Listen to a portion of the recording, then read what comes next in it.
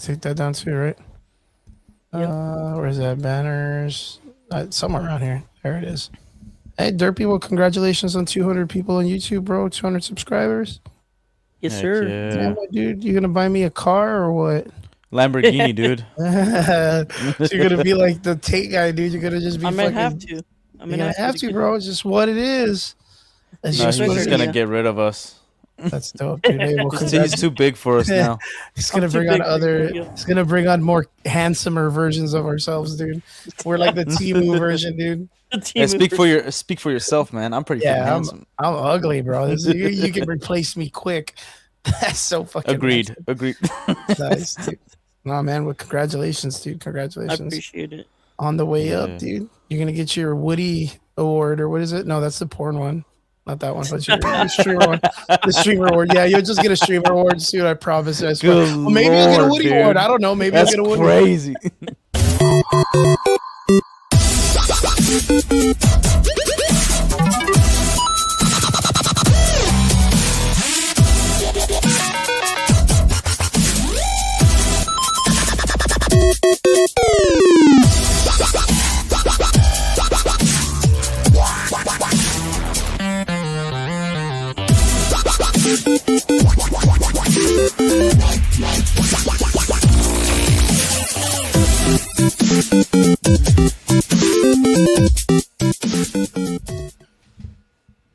What's up? What's up? Welcome back. It's Sunday night, and it's been a minute. Welcome back. Welcome Heck back. yeah. I am here with my two boys, Derpy and Relic.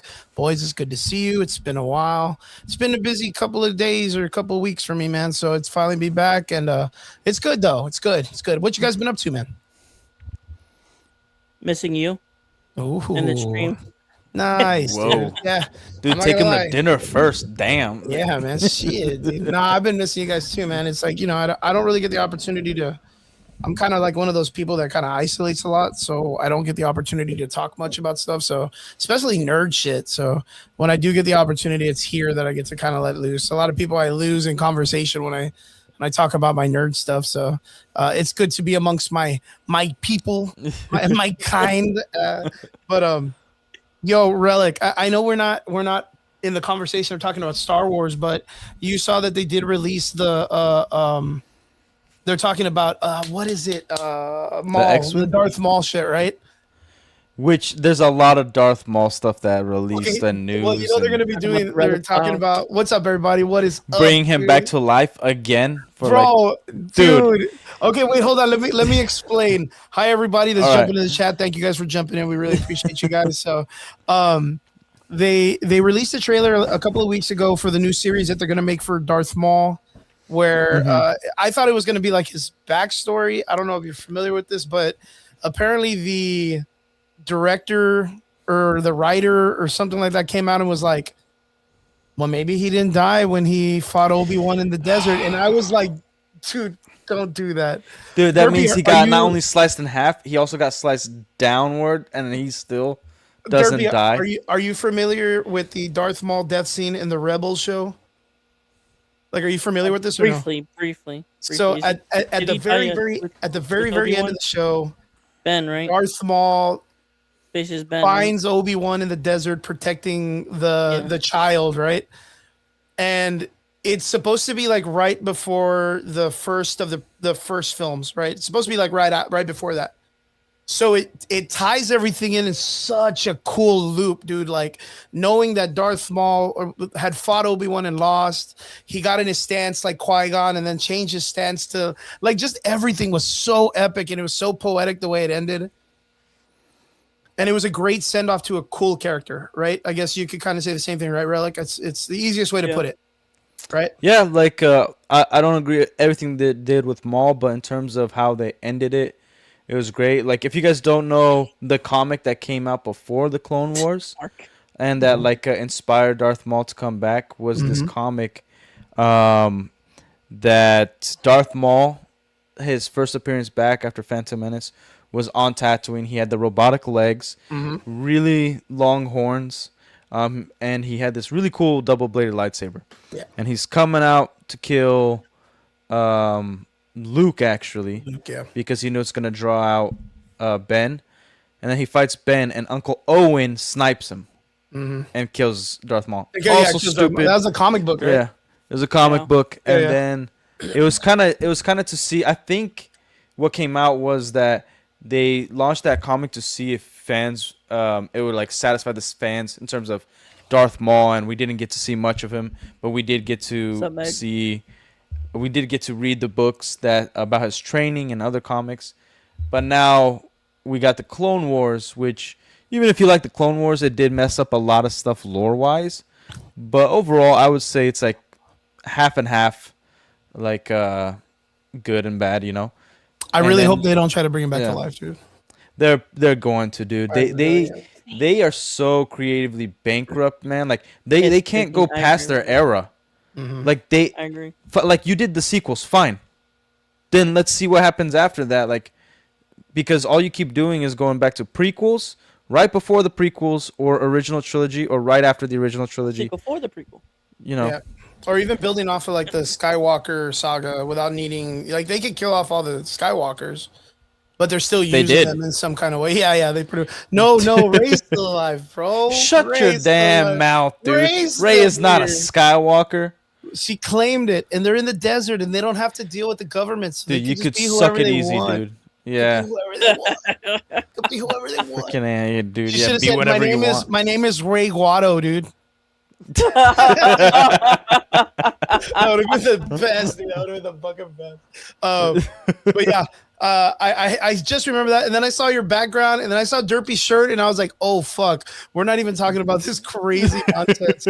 But dude, you want to know what's crazy? So like, I'm subscribed to the Stupendous Wave and Star Wars Theory, right? Those are my two favorite Star Wars channels, and Echo's Heart.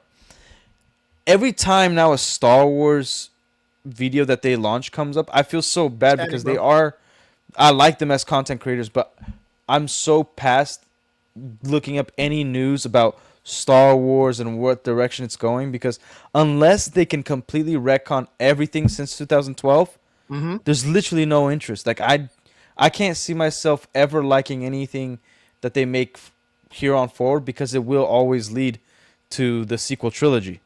It will always lead to Luke being a douchebag who almost kills his nephew. It will always lead to, freaking Rey being the best of the best and Palpatine coming back, all that bullcrap. So I just can't get myself to ever enjoy.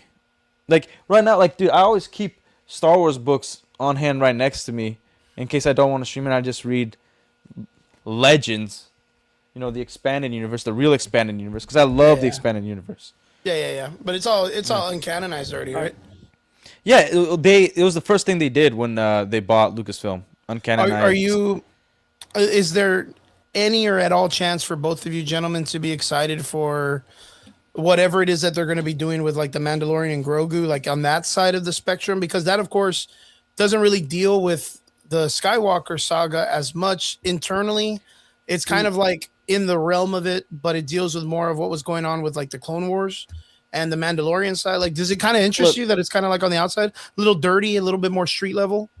Look, we're Star Wars fans. I mean, Mando was good. Mm-hmm. They're gonna go see it regardless. They're gonna see it regardless, but it's not gonna do as well as the show did. I'll say that. But Star Wars fans will show up. True. Chrissy says she stopped watching after the Acolyte. Yeah, Chrissy, you lasted way longer than I did. I'll make I'm gonna make a little poll for it, but you guys keep talking about it. No, like I don't think Star Wars fans, real Star Wars fans, are probably not gonna show up to Mando. That's probably true as well. Like I think what it's gonna be like we gotta. They also have no excuses to not be successful, because the Mando and Grogu movie is gonna come out a week before anything is.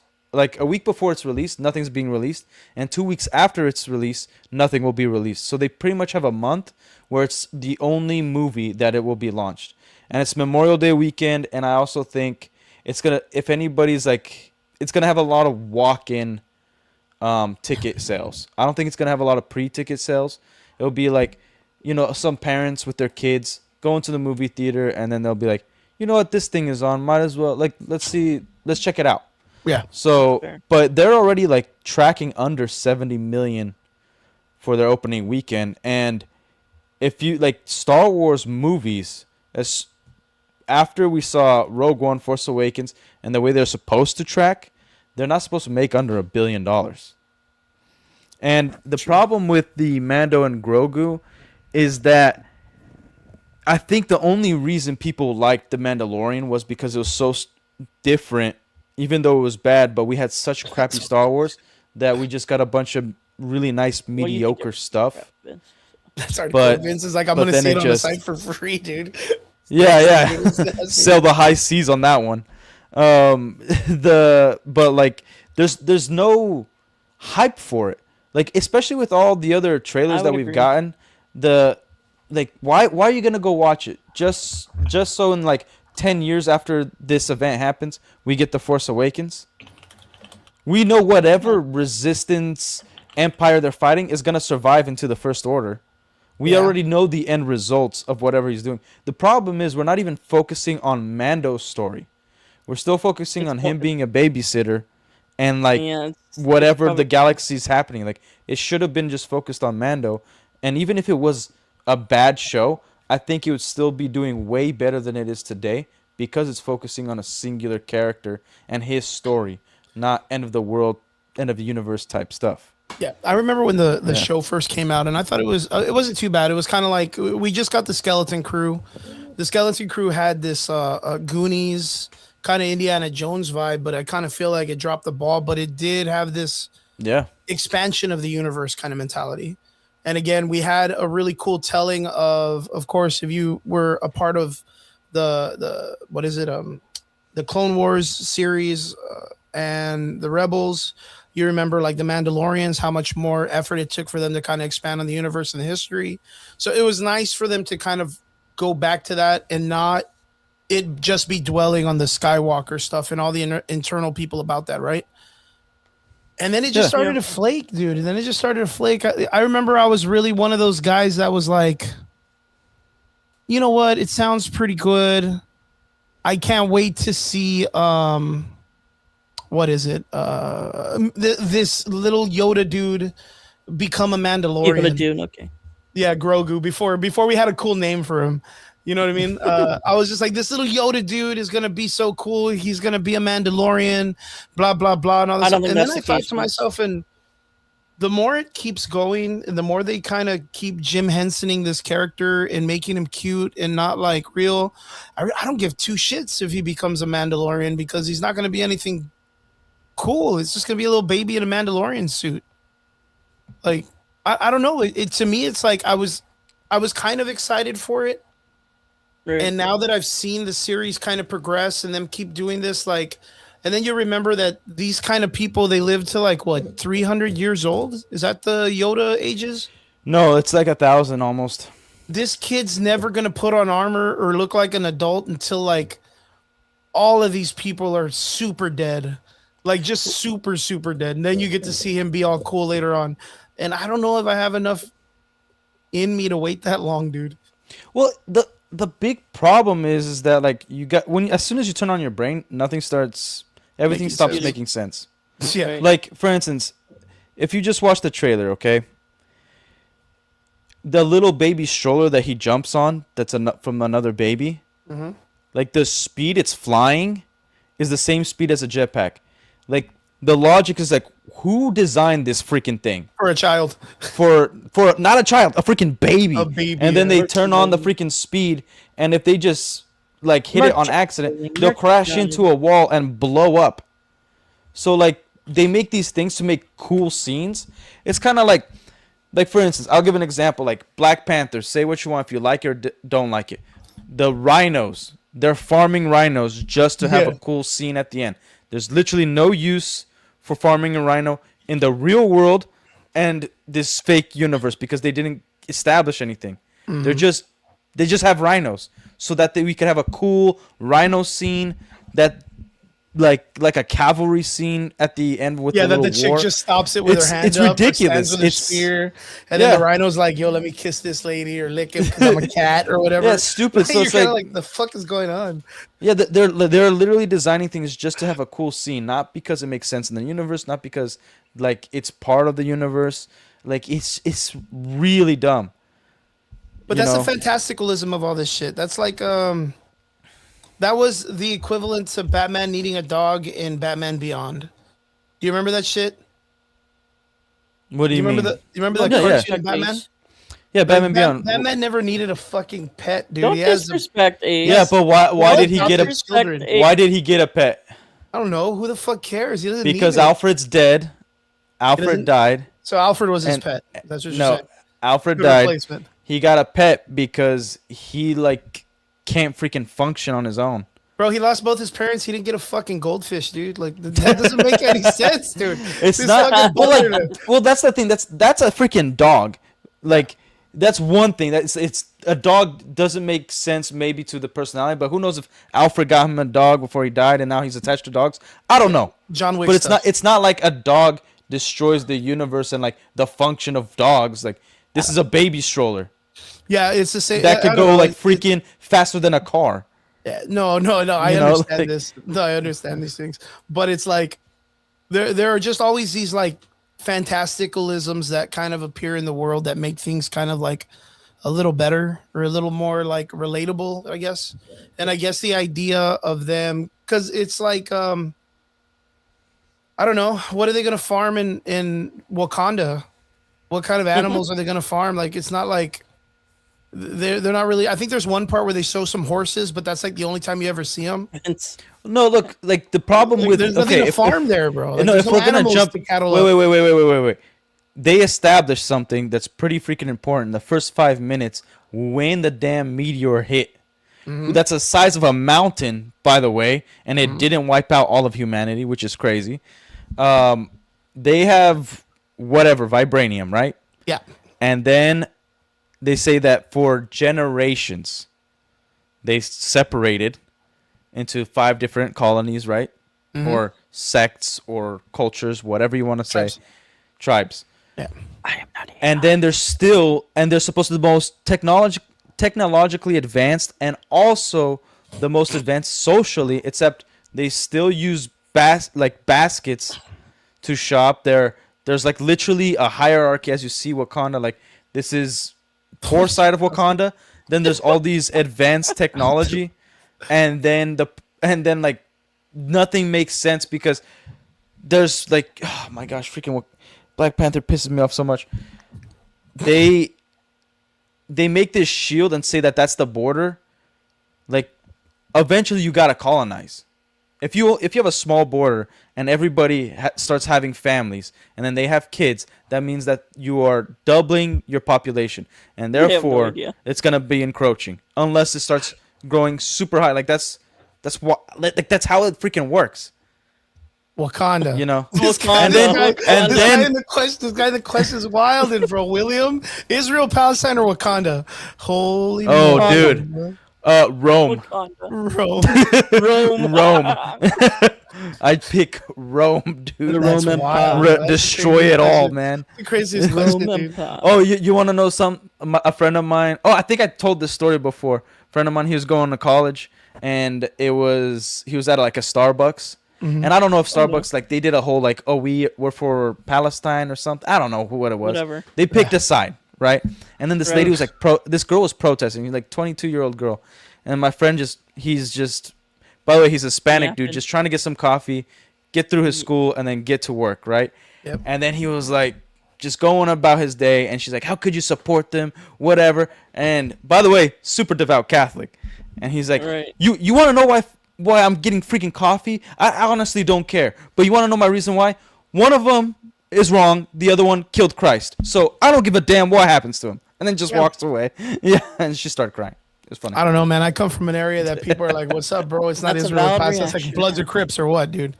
Bloods or Crips. Like it's like it used to be that. Now it's like this stuff, man. Politics is crazy, bro. But dude, who gives a damn? Like, right. Well, I mean, like freaking cultures, dude. It's cultures, bro. It's cultures. But Wakanda and stuff like that, like the movies have to have this fantasticalism that kind of separates reality from this. So I understand with the idea of them having like the rhino scene. Like you look at it and you're like, bro, come on, rhinos. No. There's one thing, dude. we've all read comics. We know when they're being like Vulture. Like he got his powers from the freaking North and South Pole bull crap. Like you know, like there's stupid stuff, man. There's really dumb stuff in comics. But if you're gonna try to convince somebody that this is more advanced, or in a world where you have Tony Stark, you got Shield, you got all these things, and then the dudes are farming rhinos. Like, why not get a freaking cow? If why you guys not are constantly make vehicles, bro? Why not make vehicles? Why not freaking make spaceships? Why not give everybody Black Panther suit? What?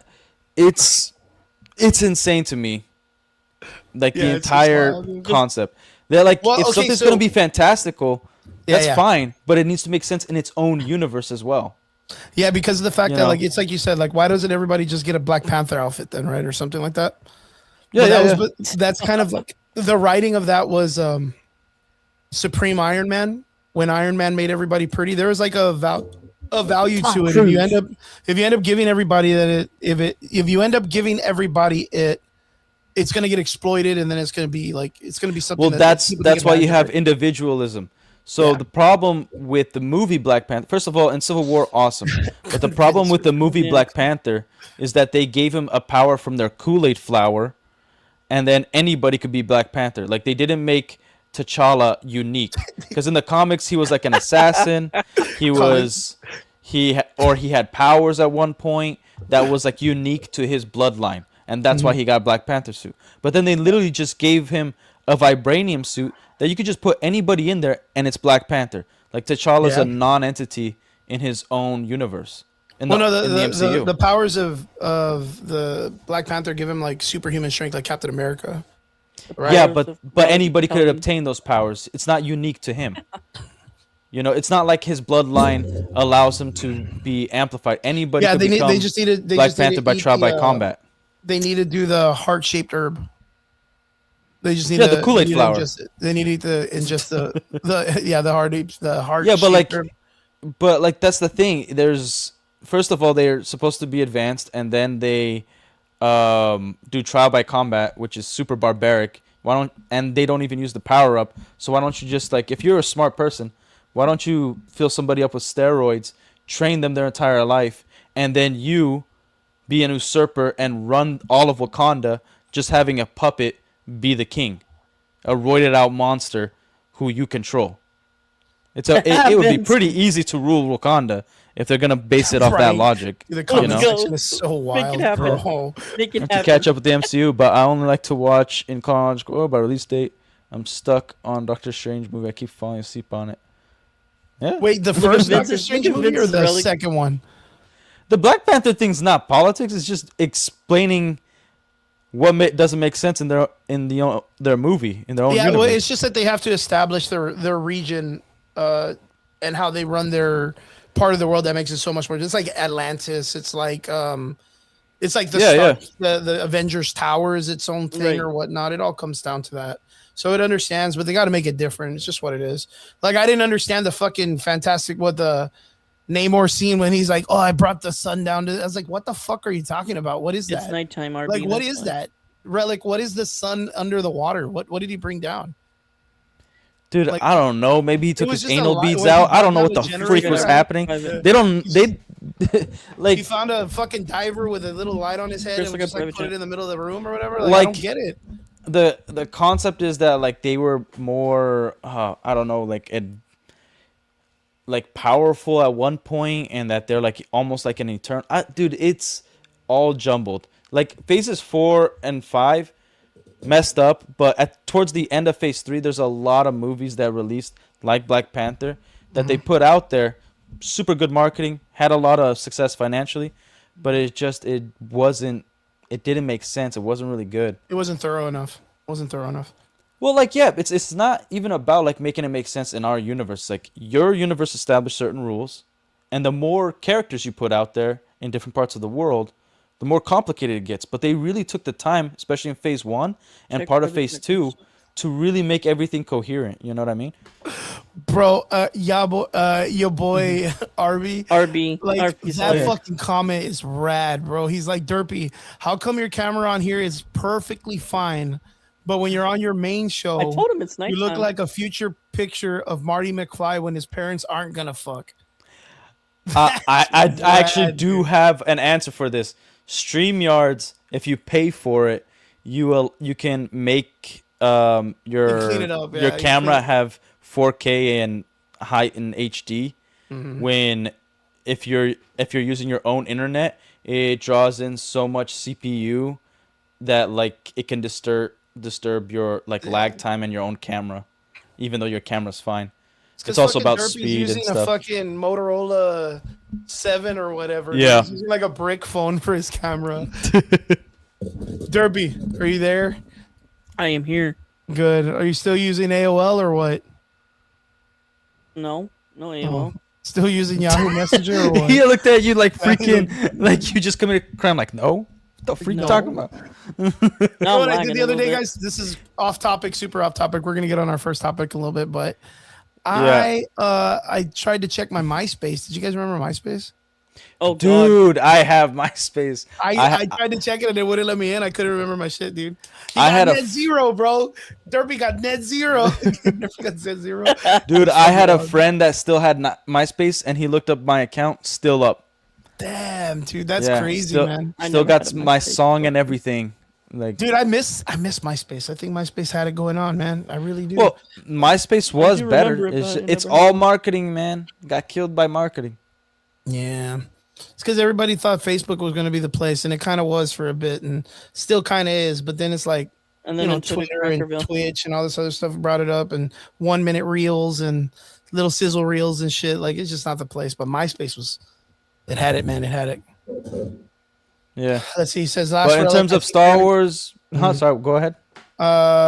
187 murder was the case, says Last Relic. Think you're exactly right, and I think that's where they lost it casually, or lost the casuals. Yeah, Yeah. like for instance, the fans bring in the casuals, right? And the real fans turn the casuals into actual fans. It's a pretty basic formula. Like the things nerds love to do the most is to share like the things they love. Yeah. But when you start betraying the fans and you rely only on casual viewers or the normies, right? They're not gonna be waiting and anticipating the next movie and the next movie and the next thing to come. Right? Like Yeah. it's a big problem all throughout all of cinema right now that has an IP, whether it's DC, whether it's Marvel, Lord of the Rings, whatever it is, Star Wars. Mini clips. They're not like catering to the actual fans to bring in the Mini casuals. clips. They're trying to make it all inclusive. You know what I mean? Mm-hmm. Sure, And it's a huge problem. Like, and all they have to do is focus on the story, the structure, whether it's Star Wars, whether like focus on the universe and the lore you established, and then add to it. But don't just throw things in there to either appease or make something look cool. It's like that's the big problem that we see all over the place. True that. What's up, Sal? Good to see you. All right, boys, let's go ahead and jump topics. Let's get at this. Yeah. Let's see what's up. First off, did you guys get to see Mario Galaxy? Yes. I did. Did you guys really? Yes. Yo, what'd you guys think? I finally got to see it this past week. I kind of had a casual sit down. What'd you guys think? I haven't gotten your guys' review on this. Let's talk about this shit. It's 2 I know hours one- long of TikTok flashy colors vomit on your face that you enjoy. Okay. That's my review. I was about to say I know me and Relic probably have different perspectives. Go. What's your We always do. perspective? I thought it was better than the first one. Okay. Oh, okay. That's Yeah. interesting. Okay, I personally I don't think it was better than the first one, but I still thought it was fucking good. Like Right. I just thought it was good for like the nonsense. Like I just could turn my brain off, and it's just like if I was playing the video game. Like just shit's flying at you. There's a bunch of nonsense going on, and everything looked cool. I wasn't a big fan on what they did with Bowser at the end. I think that was the only thing I was kind of about Right. with the design. I didn't like the whole Bones version of him. I thought it kind of looked lame. The design looked stupid. Bowser Jr. was cool. There were so many Super Smash Brothers for a movie related things. Yeah. Yeah. Dude, I'm stupid excited. Stupid excited. Like Danny DeVito. Sorry, go ahead. You could give your 2 takes on it because I got a long thing to say about it. But yeah, the Bowser Jr.'s weapon gave homage to Mario Sunshine, which gives that an opportunity to be a villain. The ink or the goo, right? Just to let Vince know in the chat, there's nothing to spoil. It's Mario. I mean, what's there to spoil? Yeah, dude? Yeah. There's really not much. But spoilers. look, the first movie, even though it might not have been like a perfect movie, there's definitely issues. Right. It had an attempt to have a storyline. Mm-hmm. It did have an attempt to have a storyline. This movie, the big problem is that the story is very devoid. Like there's not really a story. It's like scene. It's like an and then story, and then this happens, and then this happens. So it's not a well-written movie. It's really nice for like nostalgia. You get to see if you like anything Nintendo, Super Smash Bros. You're gonna really enjoy it. And like if you bring your kids to see it, your kids are gonna enjoy it. It's gonna make a lot of money, but it could have made so much more if they really focused on having a story. Because even though the first one didn't do well on the story as a whole, it's like this movie, it's kind of like a marketing piece for whatever else is to come. It's not, I would say if you're going by yourself, it's not worth the watch. If you're going to take young kids to see it, definitely worth it. But Relic. Yeah. Did any of you ever come to terms to think that Mario is going to be an Oscar-winning masterpiece, or is it a fucking movie about a plumber saving a princess? Because that's the story in part 1 and in part 2. Yeah, except in part 2, the princess is like, yo, fuck it, everybody can get it. Everybody can get these hands. And then Mario's like, oh shit, this bitch is going to get herself in trouble. I got to go save her. You know what I mean? Like, yeah. The story is there. Right. It's just that there's nothing. No. Like, the outline. The outline is there. The story ain't there. The outline of what it is there. There is no story to Mario Brothers. Like there isn't. Like right. It was. Dude, there's actually a lot of stuff to Mario Brothers, and like if you start with that's okay. I'm sorry. That's kind of like a weak argument because whenever you write a story, I'm gonna break it down to one thing. It's Mario Brothers, the first game. What's it about? Well, what was the story in the video game number 1? I didn't play the first game. Well, I mean, you pretty much said it when we talked about the movie. It's just a dude that fell in a pipe and then he found out there's a kingdom and princess. But what I'm saying is when you take something and put it into a movie, a video game could be nothing and could just be fun. Oh yeah, you got to build on that. I'm not saying you do that, but when you make a movie, you want to not only grab the attention, but have a story where people can feel there's emotional gravity to it, which we felt that. Like, they really played into the whole brothers relationship and Mario overcoming, kind of have like that nice story arc of someone becoming a hero when all he wanted to do was, just have a successful plumbing business. Let me ask you this, bro. Yeah. What's up? Did your kids enjoy it? Well, yeah. Yeah, that's Did your wife enjoy it? Oh, hell no. Your wife didn't enjoy it? Dude, so, okay, my wife, again, South Korean, did not grow up with movies, and she's like, it's just a bunch of colors, like, there's no story here. But did your kids enjoy it? Yeah. I mean... And what are we complaining about? Then what are we complaining about? First of all, kids, they'll enjoy anything. You give them a stick, they got a toy for a whole year. Yeah, but Mario's... The thing is, but kids aren't stupid. Kids are not that dumb, right? I got 3 kids, and good, like, listen, dude. Kids' stories, I think, are the most important stories. About little nitpicky things in a movie that don't entertain them because they're adults. Because other adults are creating it for adults, and you gotta treat your audience with respect and not treat them like a bunch of tards, dude. Like, if you're going to take kids to watch a kids movie, a part of that nostalgia and that memory sticks with them, right? Where like even smell, events happen, where you think back like when you watched a certain movie with your parents or whatever it was. There used to be really good, well-written stories. You got Shrek, you got El Dorado, you got Moses, you got Joseph, King of Dreams, you got Treasure Planet. You got a bunch of really well-written movies that you can even enjoy as a kid. Or as an adult, I mean. And you might not get everything that happens in that movie as a kid, like all the gravitas and even the jokes, but you'll still enjoy them. And then when you're an adult, that stuff still sticks with you because you can actually enjoy them as an adult, and it can inspire you to do something more. Like Shrek is a great example, like of comedy that an adult and a kid could enjoy. You know, like when they see Farquaad's castle, right? And he's like, I wonder if he's compensating for something. Hilarious joke, especially for an adult.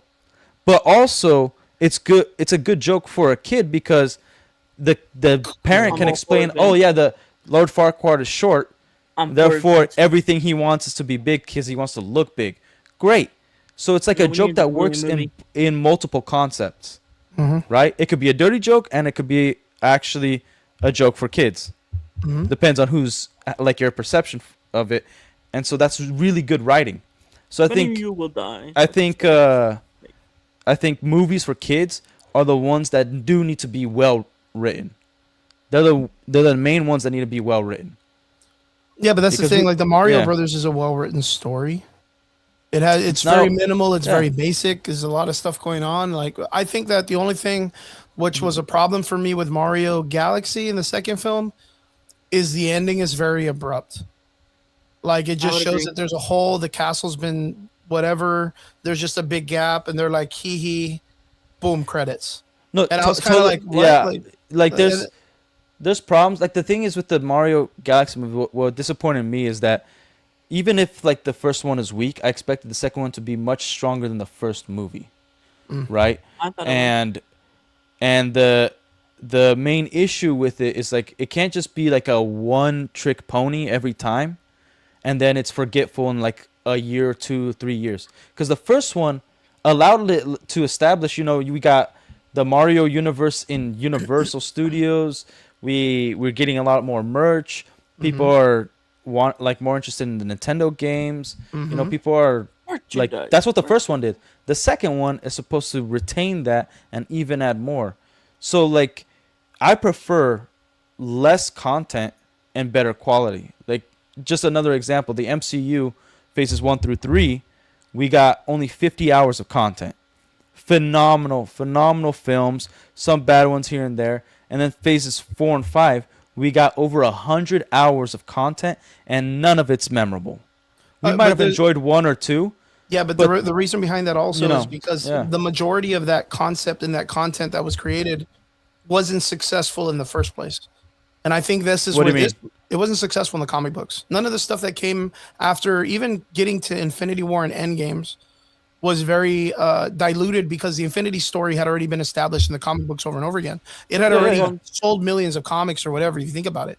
And then it got into like the Multiverse of Madness and the Doctor Strange film, and it's got into America Chavez. It got into all of these things that were not popular after the all new, all different comic book line in 2015, 2017, the female Thor, Miles Morales. None of this stuff was making money for Marvel in the comic book realm. And then they were like, well, we're going to make it in film. We're going to make people like it because diversity and this and that and all this cultural stuff, right?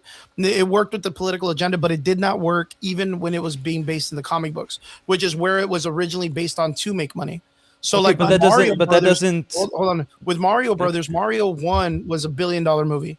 It was great. It was fantastic. Why? Because it hit all the marks that it needed to do for Mario Brothers. Now, let me ask you something. Would you consider yourself a Mario fan? No, I don't think so. No? What about Derpy? Would you consider yourself a Mario fan? Like just based on just, knowing the game and having fun with it and stuff like that, right? Well, like fan is fanatic, right? I would say I'm not talking about being a fan. I'm just talking about a person who can hold a conversation about the topic. A fan, a person that knows it. What is Mario Galaxy? Hold on. What is Mario Brothers Galaxy about? What is the video game? What is the ending? Who's the villain? What's it about? Not the movie, but the video game. Dude, well, I can't even tell you. Derpy, can you tell me? If I remember, I believe it's Bowser. As the Mario Galaxy villain? Yeah, this did the same thing, basically build a planet. But do you know like the whole story, the build up, why it deals with galaxies, why it deals with like them going between things? Do you know about any of that stuff?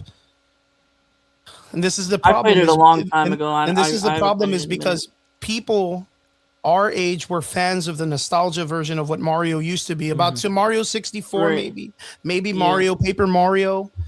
Then it got into Mario Kart, and then that's when we started aging out. And then it got into like the Switch Mario, which probably no one played. Then it got into Mario Brothers, where you can make the maps. Then it got into Mario Galaxy, Mario Worlds, and none of us ever played it again. It was only for kids in the Switch. It was only for kids. Maybe Mario Party. That's all we know. So like we may get may get the idea of what Mario Galaxy might have references to Mario Party, but none of that content in Mario Galaxy any of us would even know nor give a fuck about. So like since they were making part 2 of Mario Brothers, we as the older generation got nostalgia for having at least some type of reference to Super Mario Brothers 2, which was dramatically different to Super Mario Brothers 1, the way it played. It had Princess, Luigi, and Toad as characters. You had the chick that shot the ball out of her nose. You had King Koopa. You had all these other characters that we weren't really aware of in the universe. We got these in this movie, but we don't know anything about Galaxy. We don't know anything about Rosalina. We don't know anything about the crazy stars that are in the movie. So we're just barely being introduced to all this stuff. So when it's coming at you and it's like at 100-mile-an-hour pace and you don't get it, we as the watcher are going to be like, what the fuck is all of this colorful shit? I don't get it. But the story's there for the people that played that game. And that's the thing, is it's a children's based IP. Wait. I get that, but like it not only does it not cancel out my argument, it needs to stand on its own. You know, like you're not going to play a video game and they're like, for me to understand the next video game, I need to watch a movie. Or you're not going to watch a movie, and for me to understand the next movie, I need to play a video game. No, but that's the audience that they made these movies for.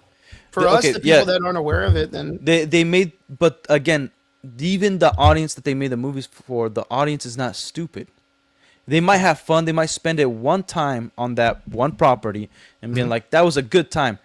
But since they're not really treating everything with respect and like, hey, we had a decent first movie, overall 5 out of 10, but let's add on to the story. Let's flesh out these characters that don't really have a backstory to them or don't really have anything much to them outside the video game, and let's take from the video game and then just amplify it a little bit more. See what we can do with these characters. Maybe make even a universe with it. But you can't just throw in characters like, that's cool, throw it in, and then take it out, and then that's the end of it. We appeased like the fandom in seeing their favorite character. That's bait, and then you do nothing with it. It's not really giving respect to the characters and the fans who actually care about these characters. And so where'd this guy go? Where'd this fucking guy go? All right, he'll be back. And so I think even though might not be a story from the games, when you make the movie, you add on to the story. You got to make a story to keep the attention there. Yeah, because it's not going to work when you make sequels or whatever. Because now the third one, because the second one's already tracking behind the first one. It's doing really well financially, but it is tracking behind. And then this one's not giving faith to the third one. So if they make a third Mario movie, it's going to track even less.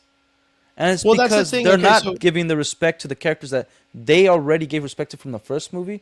They're treating it like, oh, we already hooked you from the first one. Now we're gonna act like the next 10 years, whatever slop we release, you'll all give us money for it. And my Bible's up. Like the idea would be what?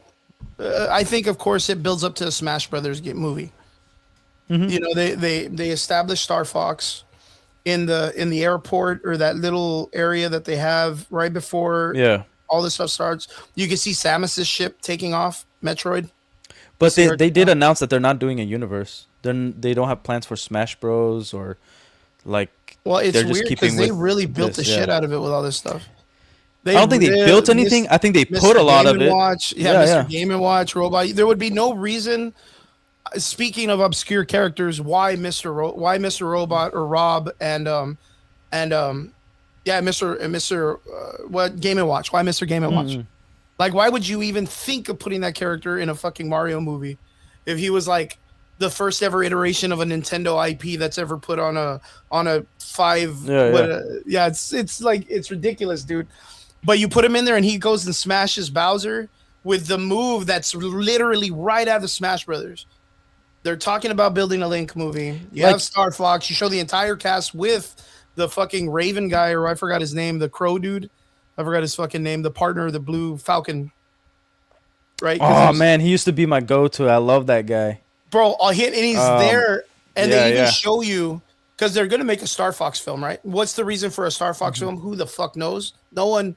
Dude, You well, have to I be actually an played old- the Star Fox video games on GameCube, We all did. and dude, But none of the it new was kids did. None yeah, of the new kids that are like- into this shit. well, like we also know the kind of fan base it will bring. It'll be a bunch of freaky furries, dude. So that's probably not a good idea to do. No, a it's Star going to bring Fox you the Smash movie. Brothers fans, and Smash Brothers is an Yeah. esports game. To this day, that game itself makes billions of dollars on its own. It makes a fuckload of money just in esports. So whoever you bring in, Mr. Game and Watch, you bring in Rob, you bring in Star Fox. How do the kids know these characters if they did not play those games and they don't have any interest in those games because those games haven't been touched? It's because of the fact of Smash Brothers. If for Mario and Nintendo to be like, nah, we're not going to make a Smash Brothers, that would be ridiculous. Because even that, you saw the movie Galaxy. What is it that Rosalina needed to save Peach from when she threw her into the portal? Well, like, I think Man. it's Smash stuff. I agree. Yeah. Again, the Japanese don't give a damn. They gonna make money, man. They do like making money. They gonna make money. The issue is like, look, the reason why a lot of people like this movie is because it is flashy. That's it's that simple. It's not because it has a better story. The first one had a better attempt. It didn't have a great story, but it had an attempt at a story. This one doesn't really have one. It like if you anybody who's been around Nintendo, you're gonna enjoy the bits of seeing a bunch of characters come in from the Nintendo universe, Smash Bros. Universe around, and it's gonna be a fun time. Great, awesome. But to say that it's good, that's a whole different argument. And again, I think they have a lot of opportunity, and if they just take the time to actually flesh out their own story while keeping the characters the same from the games, it goes like it will do way more than just 1 billion, 2 billion, you know. Like Fuck, I totally forgot about that. like Peach, she's become insufferable. She's become the new Mary Sue in a kids movie. You know, at the first one, I didn't like the way they just made her like good at everything. I thought it was played for a joke, but then where she's like, "Oh yeah, I got it my first try." But then she just really is good at everything. And then the second one, it's like, man, like you could have done something. Like, we don't need these characters to be perfect. We want to see them go through an arc so that we can not just relate, but we could watch them grow as a character, you know, progress and actually have a story within their character instead of just a plot, right? And that's where they screwed up. They didn't focus on just having a story, because I guarantee you, if they took out a lot of the cameos that we got and just focused on a story, and then the cameos made sense, we would be super excited. And again, the Mario film, there's not much talk about it. We're talking about it now because we haven't done the podcast in a while, but there's not any really conversation going on with the Mario Galaxy movies and the universes to come. Like, there's a few YouTube videos that everybody made right after, but then dead in the water. Yeah, but that's the way everything goes. I mean, there's not really. I mean, what's the last thing anybody's talking about? No one's talking Star Wars. No one's talking. Only everybody's talking about Marvel. But it's all. That's what keeps me away from it, is because it's all a bunch of gotcha moments and rumors and fake shit that no one knows the truth of. Because Marvel itself isn't releasing anything. DC's the only one that released something, and Marvel released some stuff at CinemaCon, which we're supposed to talk about today. But with the Mario Brothers movie, it's true. Ham will tell you, he's an esports guy. The guy competes all over the world. But I just didn't even because remember it's not that Detective Pikachu Sonic was already in the film. Like the Kirby movies. Kirby movie would be sick. Well, that's the thing. You got a Kirby reference to the Kirby star when the star opens up and you meet the person, and I thought they were just gonna jump on it and fly, and I was like, holy fuck, that's a Kirby reference. Like, again, and Peach being a Haas gives you homage to the Smash Brothers community, because she's a heavy hitter in the fucking Smash tournaments. That's a main character that people but then use. again, again, she even knocks the on his out own with a radish, dude. Yeah, fucking, come on, dude. This is dope. But look, dude. it's cool.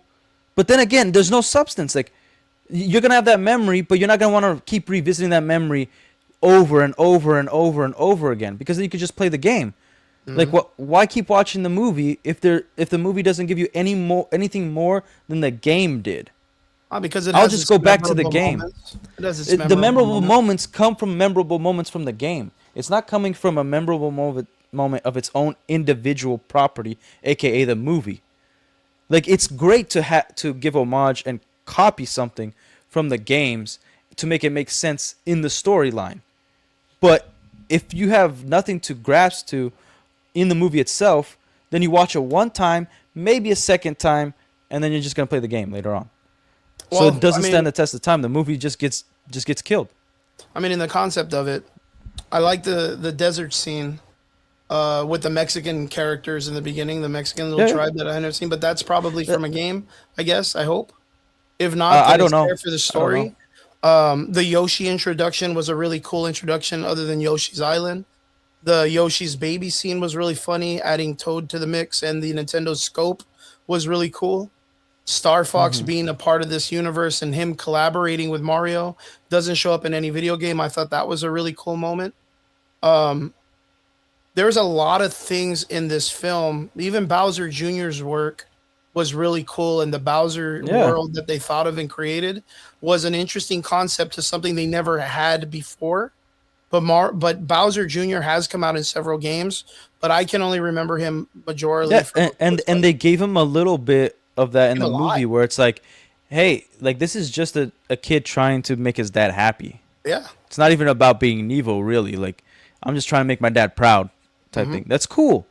You know, add on to that. Like you don't have to give me the whole enchilada, but like, give me a little bit more, and then let's see where that story goes. But it can't be an and then story.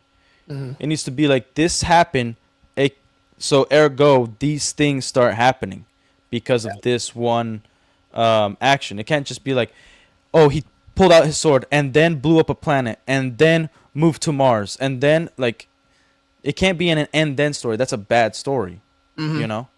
Yeah, and I also like the fucking the very depressed star. The one star that's like super dark and fucking always talking super cryptic and shit. Yeah. Fucking dude, and that character is not in any video game, dude. And he's a legit funny character. He's funny, dude. He's funny. Yeah, what by the way, what did the freak does tabbed mean? By the way, guys, I know we're not reading the chat, but we are well aware of you. I'm reading it. I don't know what tabbed is, but thanks. Oh, it's probably like just checking, like, just to say that he'll probably keep us tabbed so that way he can come back and check on us too. Julio's a good friend of mine. Okay, cool. So Ham's a good friend of mine. Same thing with Vince. I know these guys. But he says that the trending topic is Daredevil season and Doomsday. Have you been watching the Daredevil season? Unfortunately, yes. Oh, dang. Okay, we'll talk about that too for sure, man. But have you watched it? No, I haven't seen it. I myself haven't seen it, but I'm gonna take your. By the way, is Derpy okay? I don't know. He just said he jumped off, but I told him to jump back on when he gets a chance. But right. yeah, so that way he can come back and he can talk about it. Yeah. Yeah. All right, well, like, thank you. Somebody, I forgot who asked. Somebody asked what was like their favorite childhood movie growing up. Okay. If you wanna go let's see, first. Let me go back to it. Do you remember who it was or no? No, sorry guys. Here we go. Vince Weaver, what kids movie for kids? What is your best one and worst one? Like, just in general? Are we talking about just in general across the board? What do you guys think? Like, what's the worst kids movie you ever watched, and what's the best one? Just in general? I would say the best one is The Neverending Story. I love The Neverending Story. Oh, man, I forgot about that. And, of course, Adventure Island or Treasure Island. I like Treasure Island, too. Or Treasure Planet. My bad. Treasure Planet. Treasure Planet's dope. Yeah, I think that's a G show. I think one that I'm not sure if it's the best. I really like Sinbad and Quest for Camelot. Sinbad? No, DreamWorks Sinbad. Oh, okay. Oh, yeah. Okay, good one. Good one. Sinbad and Quest for Camelot. Cool. Those are pretty I good. And I think, think what would be yeah. worst? What would be the worst? Star Wars: The Christmas Special, bro. Well, yeah. The worst one. The thing is, it's hard because when you're a kid, you kind of like everything. It's really hard. Like, oh, I would say this as an adult, going back and watching a kids movie, I would say,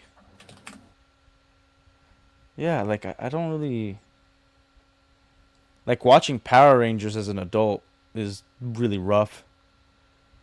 The movie was still kind of dope. I mean, this is a little silly. I'm saying the show. Oh, I was like, I thought you meant the movie. The movie was fucking cool still, dude. Oh, probably even though I'm a fan of it, probably the worst movie I saw as a kid was the first Yu-Gi-Oh movie. The Pyramid of Light Yu-Gi-Oh movie. Love Yu-Gi-Oh. Love the movies. I enjoy the Pyramid of Light, but it is hot garbage. The other one that I think was really cool was the one with the kangaroos, Warriors of Virtue. But then it sucked, dude. Like it sucked, bro. Do you remember that? I did not watch that, man. I guarantee you did. Warriors of Virtue. Maybe. I guarantee you probably saw this and you were like, whoa. But then like now that you're an adult, you're like, if you go back and watch it, it's so bad, bro. Yeah. Like, let me see. Window. Oh, there it is. This one. Warriors of Virtue. I had a bunch of kangaroos. It was like Ninja Turtles.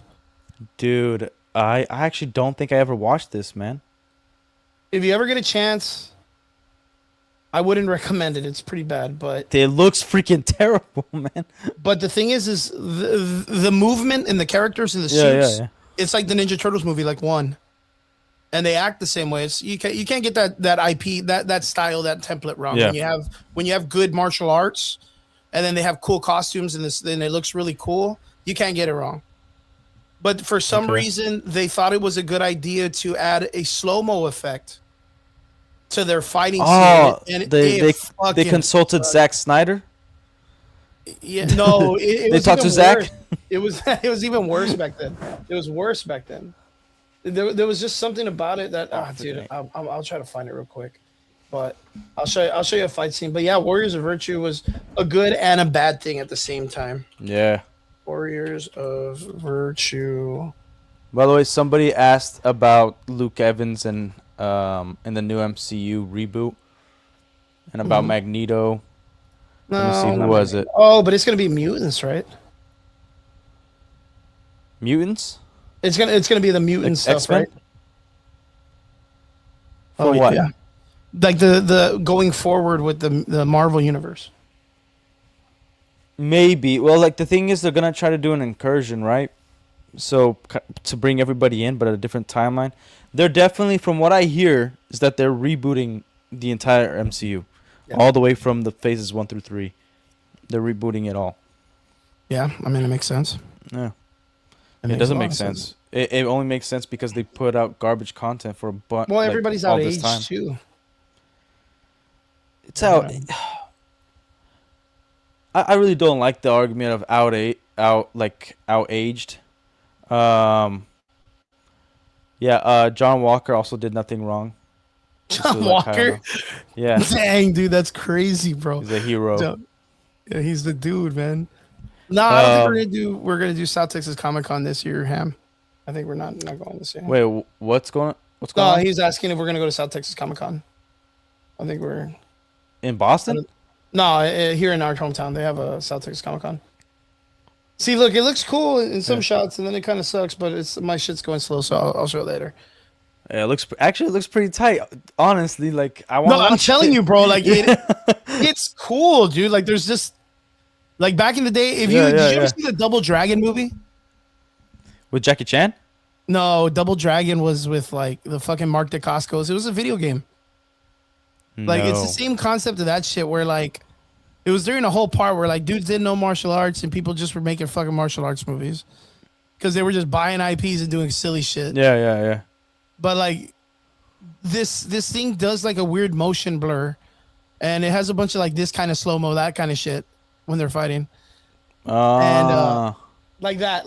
You see how it kind of like it changes frame rates, and I think it just, I don't know. Maybe they got the idea from like the old Jackie Chan films or something like that. That used to do that. Is that Elijah Wood? I don't know. Maybe not. Dang.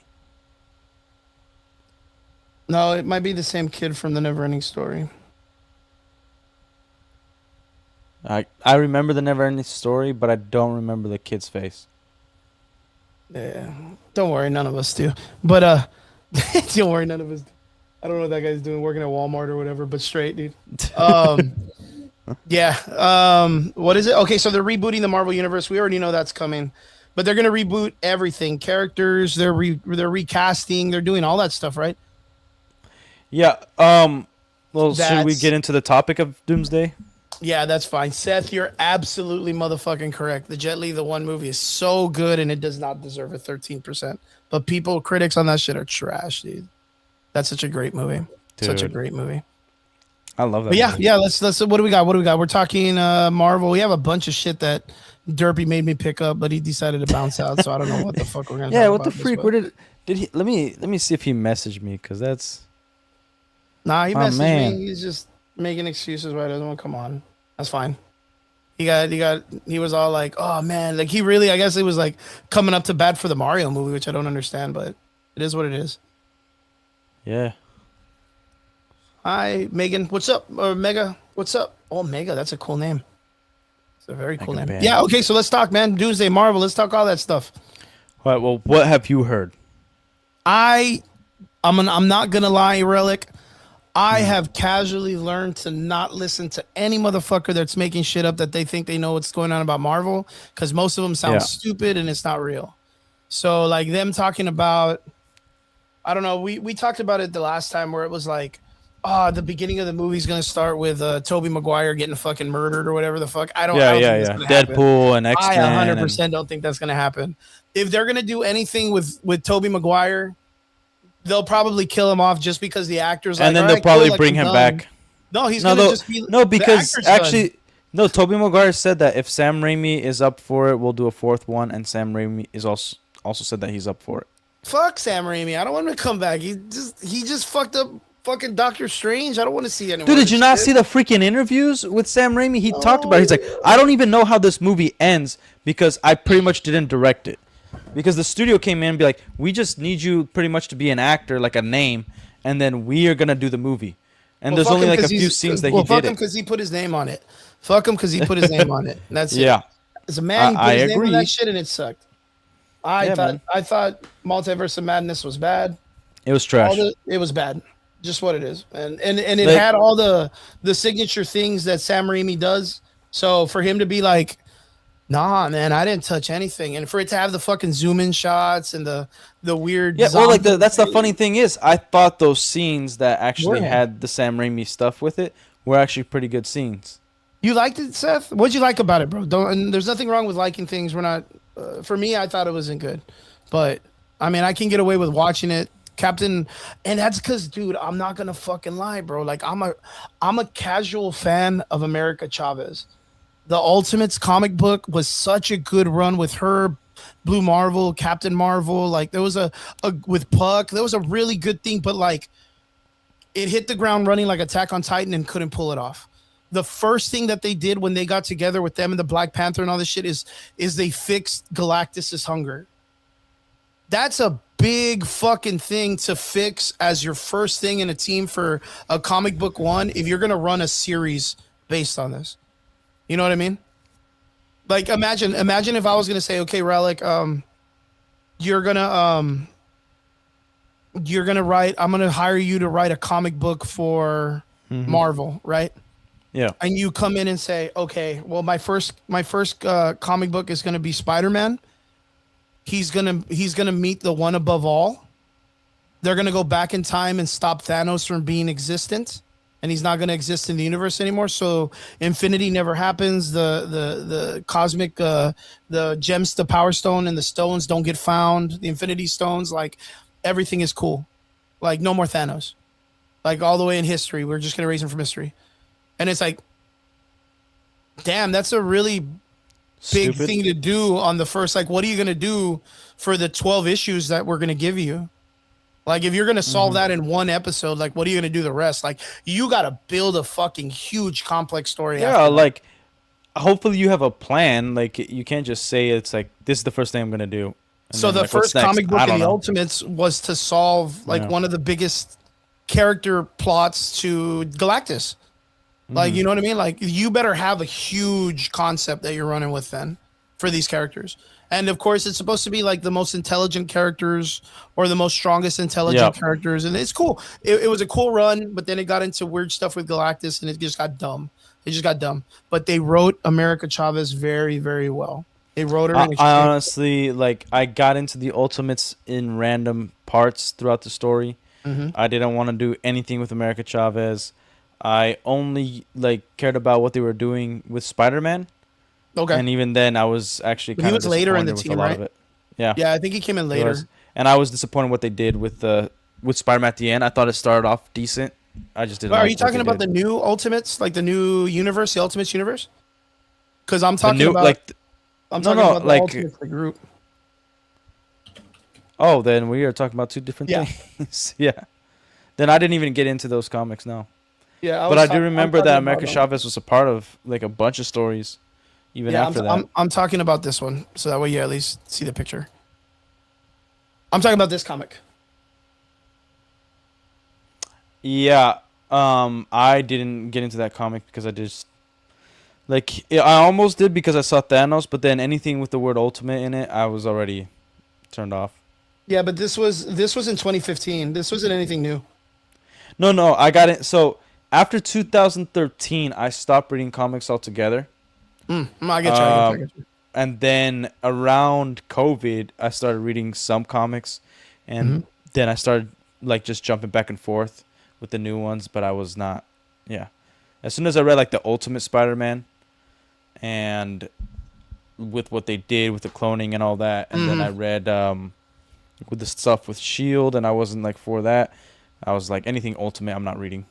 Nah, but I remember when Multiverse of Madness was going to drop, and Seth brings a good point. Well, that's more of a Scarlet Witch movie than a Doctor Strange movie. I agree. I can coast with that. That's a crappy Scarlet Witch movie. Yeah, it's not very good. Like here's the thing. Like, first of all, what she did, we're not like what she was doing was an Avengers level threat. She was a bigger threat than freaking Thanos ever was. Yeah. She was not destroying one universe. She was destroying multiple universes. Yeah. She was trying to destroy all versions of universes. And the big reason why is because she faked a family in her head, enslaved people, and then like she's killed just a bunch of people too. Yeah, and then she's just acting out. Yep. Like pathetic of how they wrote Doctor Strange in that movie. Pathetic of how they wrote the chick, they wrote Scarlet Witch. Everything was ridiculous. But it's crazy because, like, who cares about Scarlet Witch if the mutants aren't involved? Agreed. You know what I mean? Like there was really if Magneto's not your father, like I don't really care about what happens to you.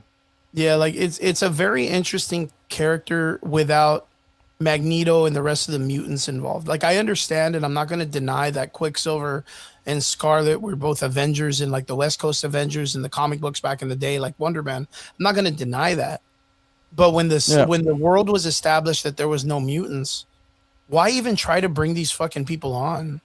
Like, why even do it when you know that the golden story for Wanda is no more mutants and all that other shit, right? Like, and then Quicksilver, he's a support character at best. And if anybody's like, nah, Quicksilver is like our version of the Flash, it's like, okay, cool. Other than him being in the movie where he runs around and saves all the kids in the movie, which was cool, or the live action variations of this guys are stupid, or it's actually not too bad compared to the way they are in the comics. Because in the comics, I can even ask, like, what else has he ever done in the comic books that's ever been a character that's not supportive and a carrier? Because it's only been because of Wanda. The only time I actually really liked, felt a big interest in Wanda and Quicksilver, which they didn't do a whole lot with, was the X-Men Evolution TV show. All right, yeah, that's fine. Yeah, like where Quicksilver was ahead of the what's it called? Brotherhood of Mutants. Yeah, Brotherhood of Mutants. Yeah, the Brotherhood. Yeah. And then I think they establish Polaris, and they bring in like the stuff. Yeah. Because like a lot of people don't even know who the fuck Polaris is. Yeah. You know, dude, and I thought it was good to like.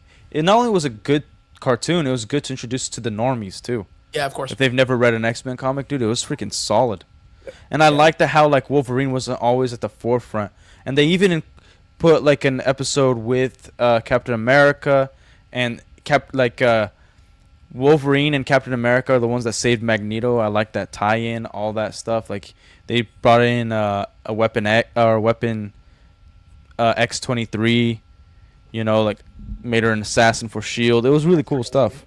Yeah, I know Seth is like a guy like my age because he mentions Aragon the movie, and that's like if you know that movie, like I know that you're movie. You're like mid-30s, maybe early, like maybe mid to like yeah, you're an older gentleman, and Aragon was a hard movie to watch, bro. And you know what? Like, it came up so short to Reign of Fire, dude. Reign of Fire is such a good dragon movie, dude. Dude, I love Reign of Fire. Oh, Reign of Fire. Even to like the third act is wacky, but like still love it. Dude, Matthew McConaughey, he's freaking phenomenal. Yeah. PG character. He's like, just bring him down to me, boy. I will put my axe in its chest or whatever. Fucking God, that's Chen Zhen, wasn't his name? Something like that. Chen Zhen. I forgot. But fuck, dude, Matthew McConaughey. So Kyle says, what are your thoughts on Homelander and Vought? Like, should they have the V1 capability to be immortal? It doesn't deserve it. The last season is messed up and not so serious. I'm telling you, bro, it's because, look, watch. Kyle, I'm going to be 100% honest with you about this. Ever since they deviated from the comic book and they allowed the writers to write this shit, it's been fucking trash ever since. Yep. Season 1 was the only good season.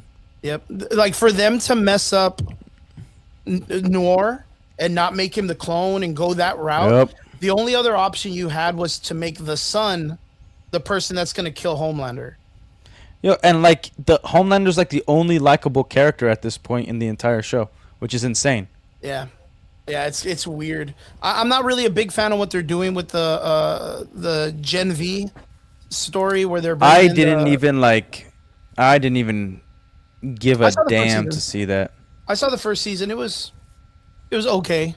It was okay. I like the idea of them having like some expanded universe because in the comic books they do the same, but it's just too raunchy, bro. Like, I didn't even know it was, dude. I didn't even know it was an expanded universe. I just thought it was gonna be like almost their take on like having an X-Mention for the boys universe.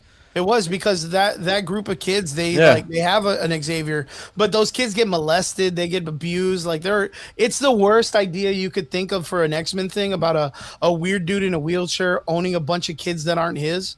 That's literally what they run with, and it's so disgusting. I'm sick. Again, we've had this conversation before. The degeneracy, and like I'm sick of taking existing characters and then like breaking them down and like making them part of the real world and how messed up they would be. It's me and Seth really are practically related. I'm in the same boat, bro. Like just to see the Supernatural guys all together, like I'm really excited. But I'd rather watch Supernatural. It's so good, man. Did you ever watch Supernatural? Dude, yeah. Oh man, it was so good. I hated it after. Not hated it. I hated the story overall after what's that one demon dude they killed? Crowley. Yeah, Crowley. Like, I think the story just plummeted. Yeah, that's about the Leviathan time and stuff. I wasn't a big fan of the Leviathan. I was like a decent fan of the Leviathan stuff, but then it was just like, oh, they don't really know what to do with these characters no more, and like they just kill off the way they killed off Dean. Yeah, I like the Kane story. It was insane. I think the Kane story was really fucking cool. Yeah, the Kane story was cool. The Kane knife was fucking awesome looking. Yeah. Oh yeah. The bone knife. Oh, it looks so good. That's the whole concept. It looks psychotic, dude. And the way that they did the story of like the dude God or whatever. I forgot his fucking name. The writer. Just for Amityville, we were jumping from The Boys to Supernatural, because the same guy who wrote and directed Supernatural is also The Boys. So like just let you know. I liked the season where they gave God like it ended up being that writer guy that everybody kind of knew it was. I remember everybody was so hyped about that, and then you gave him like a sister, and I thought the sister was a cool idea too.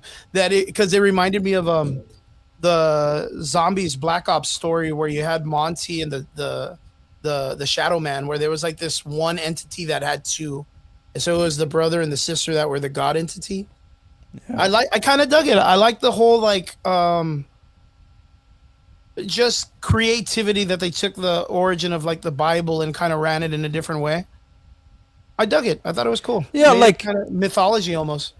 I enjoy it to an extent.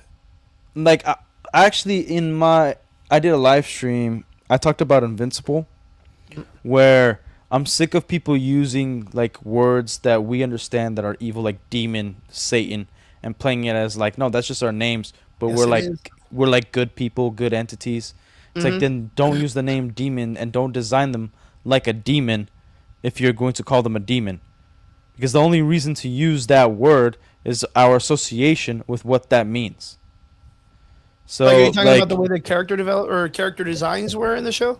No, the character designs are not a problem, but then how they made the character, it's like, oh, you're a demon, but you're a good guy, and it's not really a hell, but you guys torture, but it means you guys are still good. Like, Satan doesn't mean Satan, like the greatest evil. Are you talking about the Invincible? Are you talking about the Invincible Invincible, but then, like, Supernatural kind of does that a little bit. Yeah, where, yeah. You know, it's really annoying to me. Like, if you're going to use the words demon and Satan, that should be, like, ultimate evil. But in your universe. It's interesting for them to kind of like give us a new perspective on that concept, right? It's not going to change it, and nobody. I don't think so. I don't think it's that interesting. I just think it's lazy. Yeah, but no people are going to go around and be like, "Oh, dude, so Satan wasn't all that bad," after watching Invincible and just go join the Church of Satan. They're not going to be inspired by this. But I'm just saying, like, in its own universe, like, why are we using these names when the audience clearly understand that even if you don't believe in this stuff, this means the greatest evil ever? Because those are the mythos of our world. Those are the ones that we relate to the most when it comes to the mythos, right? Like the Greek mythology. It's kind of like in a God of War, right? The video game. I guarantee there's people probably in our comment section that are like, yo, I can't wait for Kratos to jump into the Bible and start beating the shit out of everybody. Like, dude, it's not going to do that. You know what I mean? It doesn't have that much steak and potatoes and violence in the Bible. You know, you look at Greek mythology, it's all based on wars. You look at the Viking thing, Nordic stuff is all built on wars and heroes it's the comic books of old. The Bible isn't like that. So like, for you to be able to take something that's written that people believe in and kind of turn it a little bit, kind of adds to the same way we do conspiracy theories. There's a conspiracy that people believe that the devil, when he was turning to the snake and gave Eve the apple, he was doing them a justice because the God character was a controller and they needed freedom and knowledge to be free, which is something that they needed to give us freedom or whatever. I totally understand when you got that. All right. That's fine. But then you claim that the afterlife is like this. Yeah. Then that's where it's a problem, where it's like angels and demons, but there's like this level. It's fine if you have another level that's like, we are considered demons, we're considered angels, but we're not the angels of afterlife, after death. This is what happens. Bro, the death scene in Supernatural is fucking G, dude. Yeah. When they introduced the devil guy, remember in that one scene when he's like walking all slow-mo and shit? Yeah. Oh my! There's a lot of cool things about it, dude. So good, dude. That is such a great scene. I have that song. It's called "Oh Death." Like I have that song on my playlist. Yeah. It's so good. Straight. I didn't know you were into Supernatural. And fucking people in the comments section are rad too, bro. I love Supernatural. I didn't even watch the ending, dude, because I was like, I didn't want it to end. Like I didn't want the show to end. So I just never saw the ending. Just a quick question for Amityville, just because he's going off a little bit. Let me ask you this. You saying God killed more people in the Bible than the devil? In the Bible, sure, maybe. But the devil killed more people throughout history than God did. So, do you think that's true or not? Yeah, but that's getting into like philosophical shit, man. That's not like... No, just like...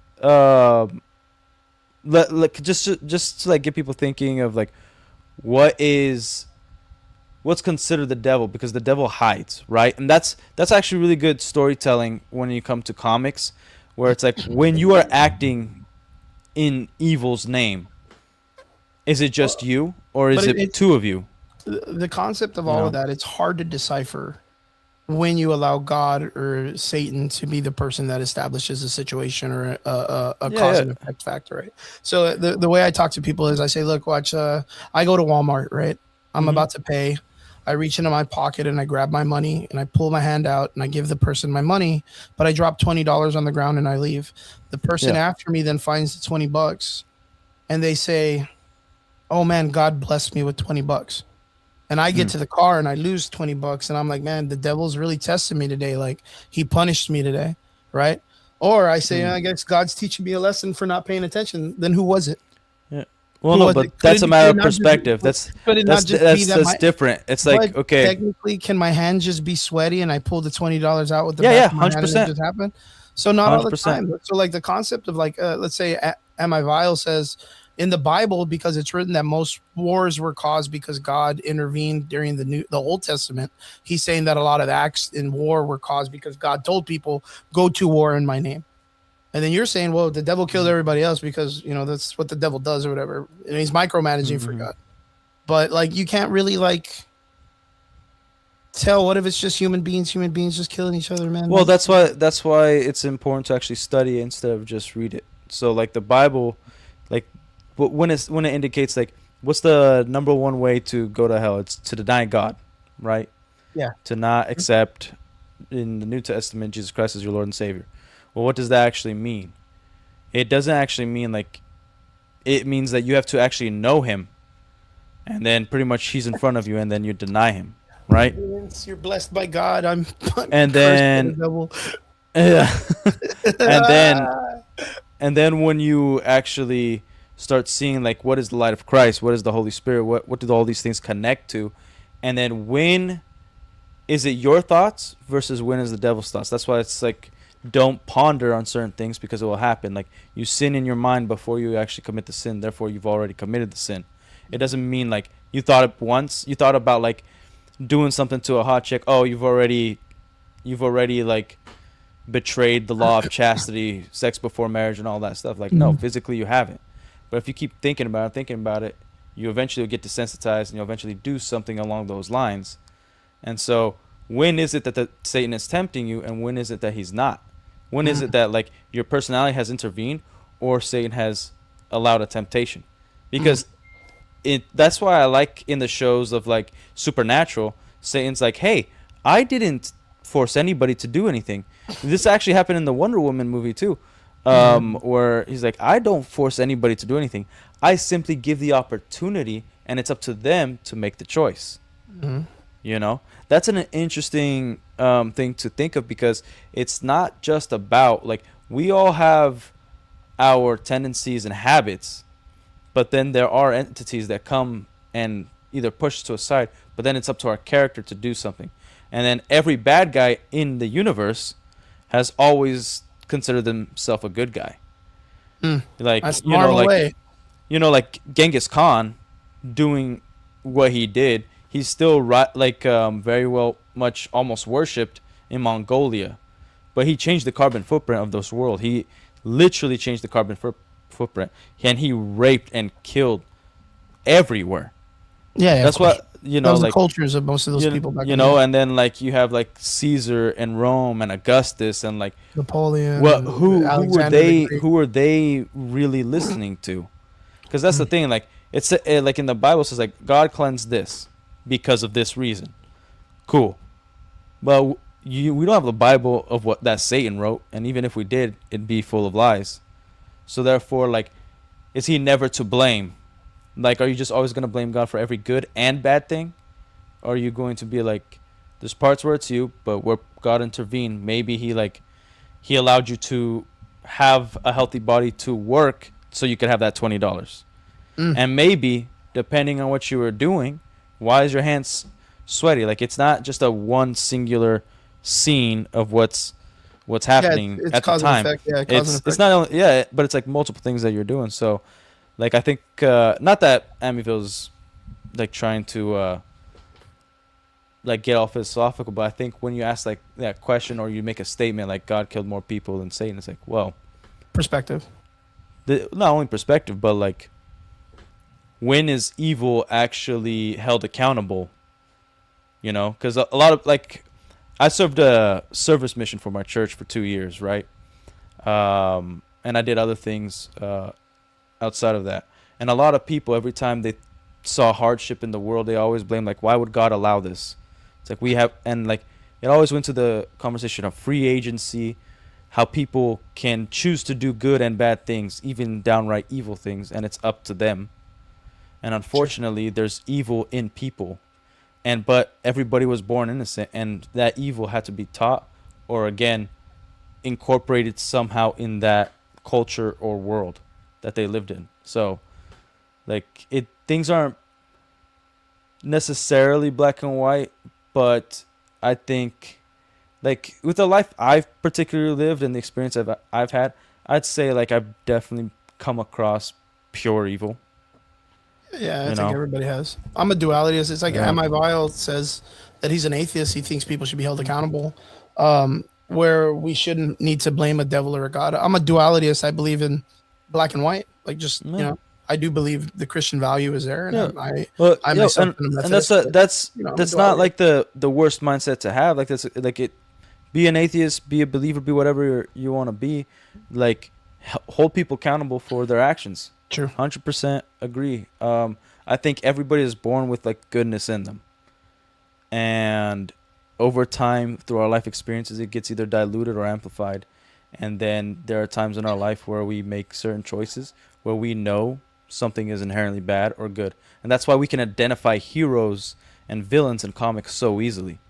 That's why like certain colors are really identifiable. Like a character that's full on black and like a shadow, you're usually not thinking like that's a good guy. Well, I mean, to debate that, speaking of that, comes a really good question in the comment section. Yeah. Daredevil, a man who dresses as a literal devil in Hell's Kitchen and is a hero and beats up villains who has a dark inner mentality on how he likes to handle his justice, asks, Daredevil 2003 version was the best or the latest Netflix series? What's your opinion? Ben Affleck 2003? Yeah. Damn, I'm pretty sure. Fucking cuts, bro. By the way, that's not the first appearance of Daredevil. No? If you didn't know, John Rhys Davies was the first Kingpin, live action Kingpin. Freaking in what Gimli. Series or what movie or what? What was it? If you're gonna give a source, you gotta tell me, man. What's it? What's this? John Rhys what? Here, John Rhys Davies Kingpin. Rhys Davies? Yeah.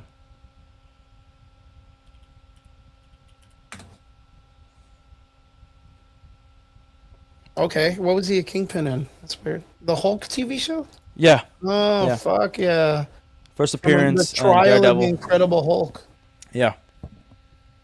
That is like, that's really deep cuts, bro. You gotta chill out, dude. Because then you're gonna tell me then this wasn't the first time, and we gotta bring in the Fantastic Four from that fucking movie from back in the day. That was like the Ninja Turtle forehead thing. You know what I mean? Wait, you don't know the Fantastic Four's first appearance? Well, that old movie that they did. Yeah. Yeah. Then you'd have to say that you're gonna add that. That is shit, dude. You can't add that shit in. This would probably be cool, but you can't say that this was like a great representation of Daredevil in the fucking series. No. I'm just saying that's the first representation. I'm not saying it's the first good one. Look, people. Yeah. To like Daredevil. 2003 Ben Affleck. I'll give you guys a little story. I showed it to my wife, and I remember she laughed so hard when they're on the playground seeing him and Elektra. And remember we did get an Elektra movie after that. They were starting to set things up. Yeah, the story in Daredevil, Ben Affleck's 2003 should have been fleshed out more. I think it is overly hated. I agree on that from the comment section. But I just don't think it's as good as people who defend it make it out to be. It's not a good movie. Ben Affleck Daredevil, right? Yeah. Okay. There's a lot of things I like about it though. I even like the Kingpin in that movie. Michael Clark Duncan. Yeah. The Daredevil in the series, the Netflix series, the first 3 seasons, freaking phenomenal. Like especially season 1 and 2, freaking solid. Love it, but the new Daredevil sucks. Like especially season 2, he's a side character in his own damn show. Like it is atrocious. It's terrible, man. And but the suit is great. The black suit, it has the double D. It looks phenomenal. It's just a really crappy show. They've destroyed it completely. They're doing the whole girl boss thing. They're doing the MCU all over again. It's it's disheartening. And I think I gave the first season a little bit too much leeway because it's also crap. Bullseye has some really good scenes, but then again, you're kind of sick of him because they're not really doing anything with him. He's just doing and the same also thing he where doesn't have. He has a really people. garbage suit. Yeah, he has a really garbage suit. Just give him you got a guy walking around dressed as a devil with horns. Why the freak can you not give Bullseye his freaking outfit from the comics?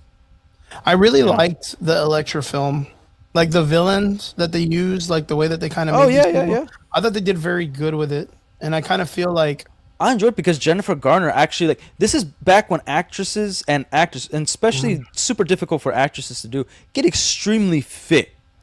Like Jennifer Garner, Jessica Biel in Blade 3, which she didn't even have that many scenes. They got freaking ripped, man, and they looked good. They looked attractive, very feminine, and they did their job. Now actors complain all the time. I'm like, oh, there was that one actress, the director asked me to suck in my stomach. Yeah, maybe because you're a little bloated in this scene. Mm-hmm. This is cinema. We have to make you look the best possible way. Even if you're the size of freaking Jabba the Hutt, we have to make you at least look appealing in some way. So Gorlock the Destroyer. Yeah. You have to look good even if you are an ugly person on screen. Sure. You know what I mean? Yeah, Robert Pattinson didn't work out for Batman. That's why that Batman sucks, and he sucks. Robert Pattinson could have maybe been a decent Robin, not Batman. Garbage movie. True, that's a good mindset. Best intro for Batman, garbage movie.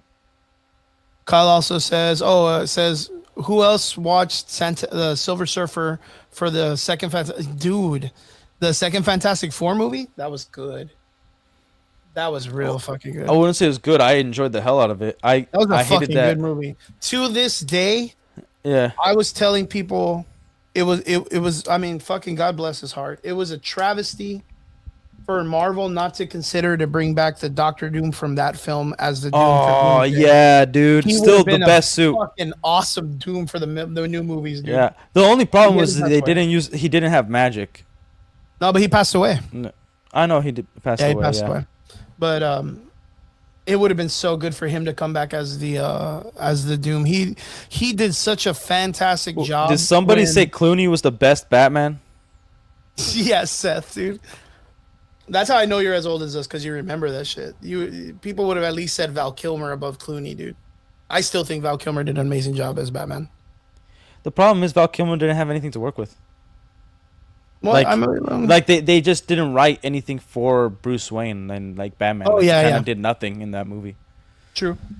Yeah, it was. But I think he portrayed and carried the character better than George Clooney did. I could never stand George Clooney as in the Batman outfit. I could understand him being Bruce Wayne because he plays the playboy. Well, here's a big problem. Kind of Batman should be the easier part to play, and the main thing is that they're too scared to give him the white eyes because there's so much acting that goes on with the eyes. Yep. And we just judging from Black Panther, dude, it's about the tone of voice. One movie that you can always reference, it's a comic book movie, when actors are and even freaking fans are if you can't see their face, you can't really tell emotion. Watch V for Vendetta. That's a phenomenal film. Well, you don't even have to go that far. Same thing with Deadpool. Like Ryan Reynolds No, is an no, amazing but, actor. As but that's Deadpool comedy. Like that's one thing. Comedy's a lot easier to I just agree. hear and enjoy. But like you could tell off a mask that's smiling when the character is crying, when he's upset, when he's happy. What he like. Watch that. Some of the best acting you'll see, and you never see the character's face ever, not even once. Phenomenal. Yeah. By the way, Robert Pattinson was not the best detective. He was a really crappy detective. Remember when he freaking Wait, who said he was the best detective? Did someone put that? Seth. No way. Seth said Clooney, Clooney best Bruce, Bale but- best Batman, But Robert Pattinson's best detective. Batman didn't solve anything. Alfred did. And then the Yeah, Penguin. and then when Alfred was in question, he didn't do any detective work. He's just like, "F you, you lied to me," and then everything was fed to him by Riddler. It wasn't even like he barely did any detective work. It just looked like detective work. Well, even for any of us, we're not detectives, but if someone was to give you a picture and said, "Hey, someone took a picture of these people at a nightclub from an elevated position," you're going to be like, "Yo, where'd they take this position from?" And then you would have found the Riddler's apartment. Yeah. Like that would have been the first thing you did. You would have found the Or how about him freaking knocking on the front door of a club filled with goons that he knows are there that are willing to kill him at any given notice, and you just knock on the door and he just instead knocks on of the front sneak door. in. I don't know, like freaking Batman. It's a big balls move, bro. Yeah. And by the way, Vince, Ben Affleck, Batman though. Ben Affleck, I would say probably the best Bruce Wayne. Best look. Like I don't think best Bruce Wayne. I think Christian Bale, best Bruce Christian Wayne. Bale did a solid job. Yeah. His Ben Affleck, as much as I don't like the suit, the ears and the cowl, it is the most comic accurate suit. Obviously, I don't like the Dark Knight runs. I hate that. The Christian Nolan, Christopher Nolan runs. No, the Dark Knight, like the comic.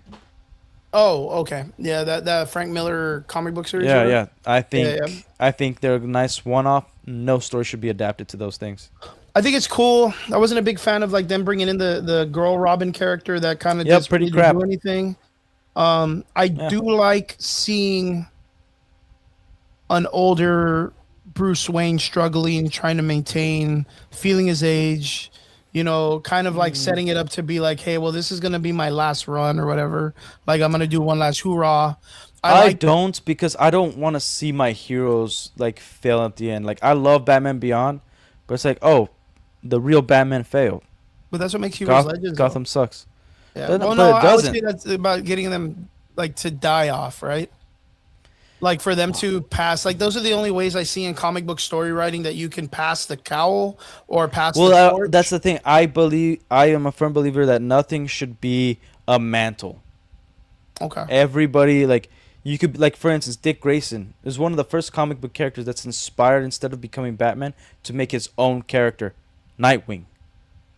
Yeah, right? but there is legacy characters when they do have sidekicks that want to portray that and know that the image is bigger, right? No, So- and I get the concept. They did that in the Christopher Nolan films. They do that in comics quite a bit. But then again, like for instance, one of the big problems is also the lore building of the universe. And like what kind of person the character is. Like one thing the Batman Beyond show did really bad was the Lazarus Pit, when Ra's al Ghul, or Ra's, I hate it when they call him Ra's. Ra's al Ghul took over Talia's body, and then they're using the Lazarus Pit to make Bruce back to his prime Batman years, like 25, 30. And he's like, no, this is fake. And he gets pissed. I'm like, no, the real Bruce Wayne Batman, he would rejuvenate himself so that he can fight crime and save his city. Like, if it was still hurting, he would do everything he can to save it. That's also why, like, I've always been thought, like, yeah, I think Bruce Wayne would probably take performance-enhancing drugs to combat 100%. the Yeah, crazy 100%. people that are in there. So, that's like, why they made him, like, be back to an Lazarus old guy, saying that, like, he wouldn't take the Lazarus Pit. No, he would take it. He would go all the way. I don't think he would do the Lazarus Pit because he knows the consequence of using the Lazarus No, Pit. but as he was doing it, because remember in the Batman Beyond, they fine-tuned the Lazarus Pit. They took away the insane element, and the whole thing was for Ra's al Ghul to obtain Bruce Wayne's body because he already obtained his daughter's body. So they were able to through scientists take away the insanity aspect that Ra's al Ghul was going over, and also making it eternal. So like it always worked the same every time, because one of the complaints that Ra's al Ghul had was like every time he'd have to be in there longer, and it would have lasting side effects, and he'd age quicker. But then they fine-tuned it. So the reason that he was doing it is because they fine-tuned it. So I think he would have completed it made sense for him to start doing it in that episode, but then it didn't make sense for him to stop doing it because he said this feels fake. I'm like, dude, you probably took steroids. Like, what are you talking about? The idea of all these people it's weird because I'm kind of like, I've always been on like the fence, or like on the edge of the blade, I guess you could say, when it comes to the idea of being able to pass a mantle, right? The problem with it is a lot of comic books don't get it correct. Yeah. But like in the concept of professional wrestling in Mexico, like Lucha Libre, they've been doing that for years. When it comes to the passing of the lucha personas, like you look at the Diablos, the Blue Devil, you look at any of the Mexican wrestlers from back in the day, Tiger Mask, you look at any of them, and a lot of them are able to pass it to the legacy students, or the families, or the son or the daughter. Yeah, and they're able to carry on the concept. I think it's really cool. It's part of like almost the culture as well. And I'm not into the luchador scene, but I have a lot of friends that are from Mexico, and they were a big part of it. And even like their parents always went to go watch the fights, even local fights. But they said like, even like we didn't have this particular conversation where we were talking about demasking, and even when like the mantle was passed, they knew it was a different person, so they always wanted to know who was the real, like the first one to do it, because you could obviously tell like it's a different physique. No, but that's understandable but then again, it's storytelling. Yeah. It's a comic book all on its own. It's superhero storytelling. So like, for people it's not that I think you could write a good story. My problem is always having it as a mantle. Like I think it dilutes the character, because then it just becomes, especially for the comic book writers, it becomes a lazy thing where like they could carry on the IP. Like the only Superman that exists is Clark Kent. The only Spider-Man that exists is Peter Parker. Like Miles Morales can be his own character. He has different powers, a different suit, and he doesn't need to be called Spider-Man, because he will never be Spider-Man. He'll always be something else. And I think he should have his own name, therefore being his own character. I don't like actual characters pretending to be a different character. But why do you think it goes that way and they choose to take that route? I think the reason why they choose to take that route is because they don't believe that they can make a character just as iconic. So they have to hijack the character's name and suit. The IP and stuff. Yeah. Because which some people would say like, well, yeah, of course it's a big name, but that all had to be a beginning somewhere. Like Spider-Man wasn't always a big name. It had to have a first comic, So therefore, everybody has the ability to write a new superhero that could be just as iconic as Superman, Batman, Wonder Woman, Spider-Man. Seth says, actually, Vince Weaver says at the ending of the Green Arrow series, he ends up taking it to his daughter or whatever. Probably. Yeah, who gives a damn? Same thing with X-23. I've never been a fan of X-23's comic books. And I think Daphne Keane is pretty cool as an actress, and she did well in the Logan story and then brought her to live action, but I'm not a fan of it like in the comic books. She shouldn't beat the Wolverine. Yeah, I'm not a fan of that in the comic books. Yeah, I'm not a fan of that in the comics. I like the Honey Badger. That was the other clone of Daphne, who's the younger sister, who doesn't have any pain threshold. Well, it's because even though like it doesn't make sense for other people to treat them as the character in its own universe, especially Wolverine. Like they see this Wolverine has tits, so you're not actually Wolverine if like the identity is hidden. Like if the Wolverine is fighting the same foes and it's a freaking chick, they're like, dude, you're not Wolverine. Get out of here. You got tits. What the hell? Yeah. But what did Seth say? It muddies the water of the history too, because then you'll be like, oh, the Wolverine, I like reading that comic book. Remember when they fought Sabretooth or when they fought Omega Red, and they're like, no, not that Wolverine, the other Wolverine. Yeah. And they're like, what are you talking about? Like, you know what I mean? Like, it muddies the waters when you do it that way. That's the only kind of issue that I have with it, is that there's so much rich history in the characters that it kind of like, if you're not following the format of allowing your characters to grow up and die and then be mantle passed or whatever, it doesn't work. But the same problem is it's always been is you have Sam Wilson, who is Captain America, but Steve Rogers is still Captain America because my grandparents. Sam Wilson will never be Captain America. Well, no, but technically in comic books, since Marvel is writing it, Sam Wilson is Captain America. We don't have to like it, but it's canon to the universe. So we can say no and blah, blah, blah, and all that shit. And it's fine, but we're not any creative nature in this. The creative nature said yes to this. So they said yes. So yes, Captain America, Sam Wilson. But the problem with that is Steve Rogers is there, and that's the same Captain America that my grandparents read about during World War II and the Vietnam War and all that stuff. If Captain America had in the comic books had passed away and they left it that way, you can then pass the mantle on for someone to carry that mantle. It's easier in a way. It's easier in storytelling to make that work because it worked good with Bucky. Yeah, it worked good with Bucky. Yeah. But there'll never be another Winter Soldier. Yeah, but the Winter Soldier, like, this is where it's like there's the big argument with the whole Bucky thing with also Batman, like, you know, the world needs a Batman. You know, the world needs a Captain America. Like, I get the storyline, the concept. I still think it doesn't do it justice because you don't need another Winter Soldier. Winter Soldier is associated with Nazis. He was a Nazi. Russian. He was Russian, was he? He was Russian, but he also like worked for Hydra. Hydra and Nazis. He did whatever he was contracted to do, and bad guys work together. You know, depending on the comic run you're reading. But so he doesn't need to be Winter Soldier. He could be something else. Okay, but if he's gonna be Captain America, like, he's not going. He might have the shield. That's great. But every time they've kind of taken Captain America, like Steve Rogers, out of the picture, it was never done well. Yep. Like, they did the Civil War thing, like the real Civil War in the comics, and that was pretty cool. But other than that, like, I don't know, man. I still, I'm a firm believer that every character, if they're gonna be a hero, they should have their own hero. There is no passing the mantle, because also, like, we fans determine if it's successful. Yep. If it's not well written story and it's not believable, we're not gonna accept it. Like, you could, like, how many people have written a book that nobody bought?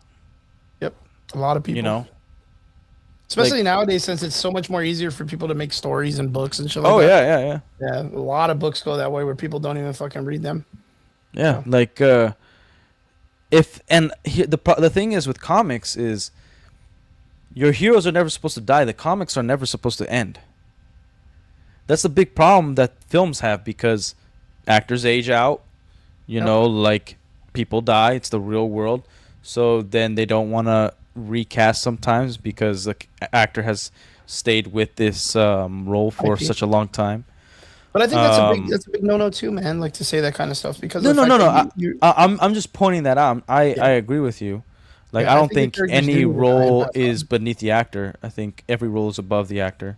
No, but I think I think every character needs to have a definitive ending, so that way it can be a story. Because a story, if it's ongoing, it's not technically considered a story. But I also think it should be the ending of that character too. Like, 100%. There's not a mental. Like, if Batman dies, Batman's dead.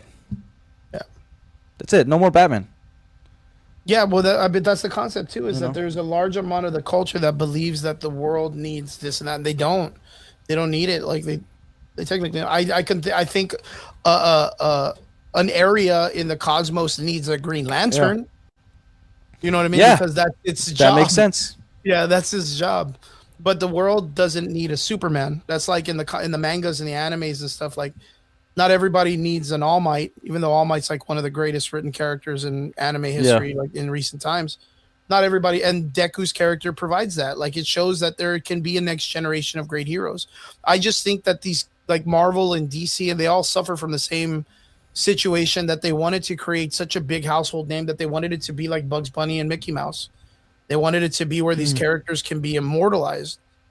But that's the problem with these stories, is if you don't give it an ending, they won't be legends. That's Achilles. That's Hercule. That's Hercules. That's all these characters of all the old times. They all needed a definitive end for their legend to be something bigger than what they're. So it could actually be a legend. Yeah, 100%. And that's why I think the situation is like Superman was Superman until he died.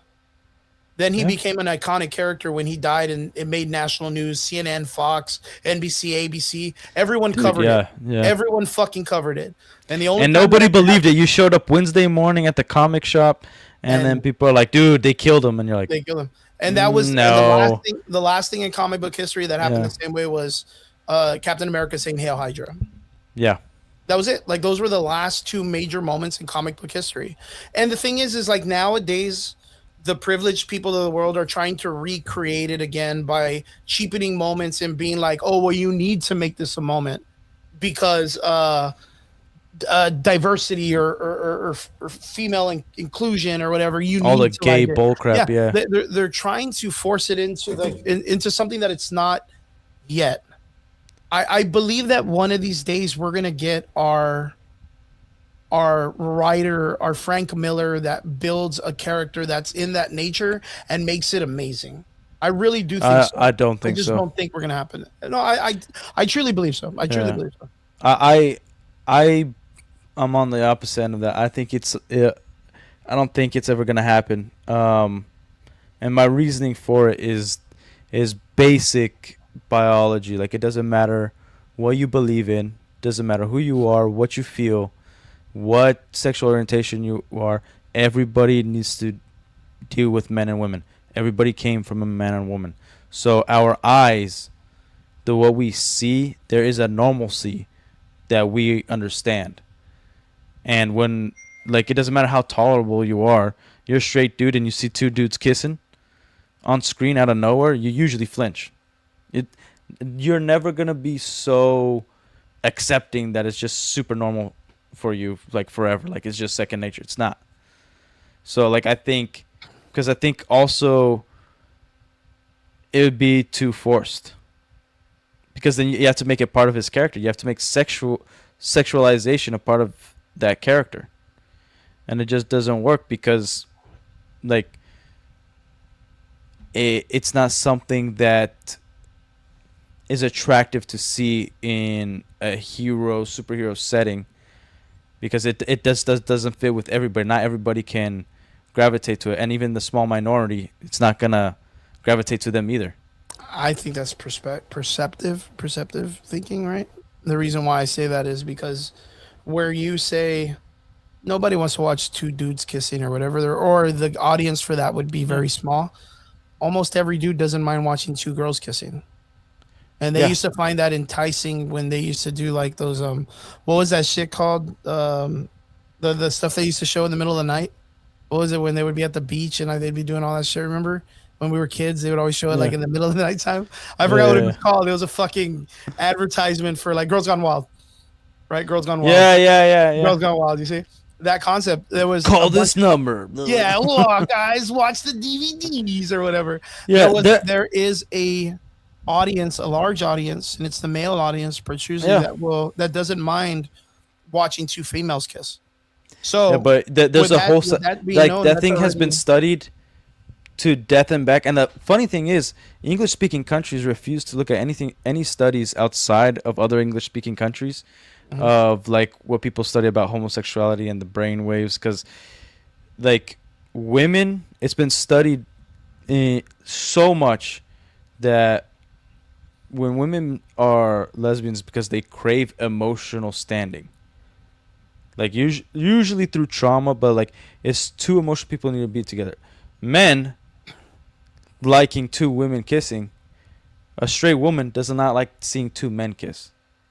Yeah, I'm not. But that's the reason, it's because like that.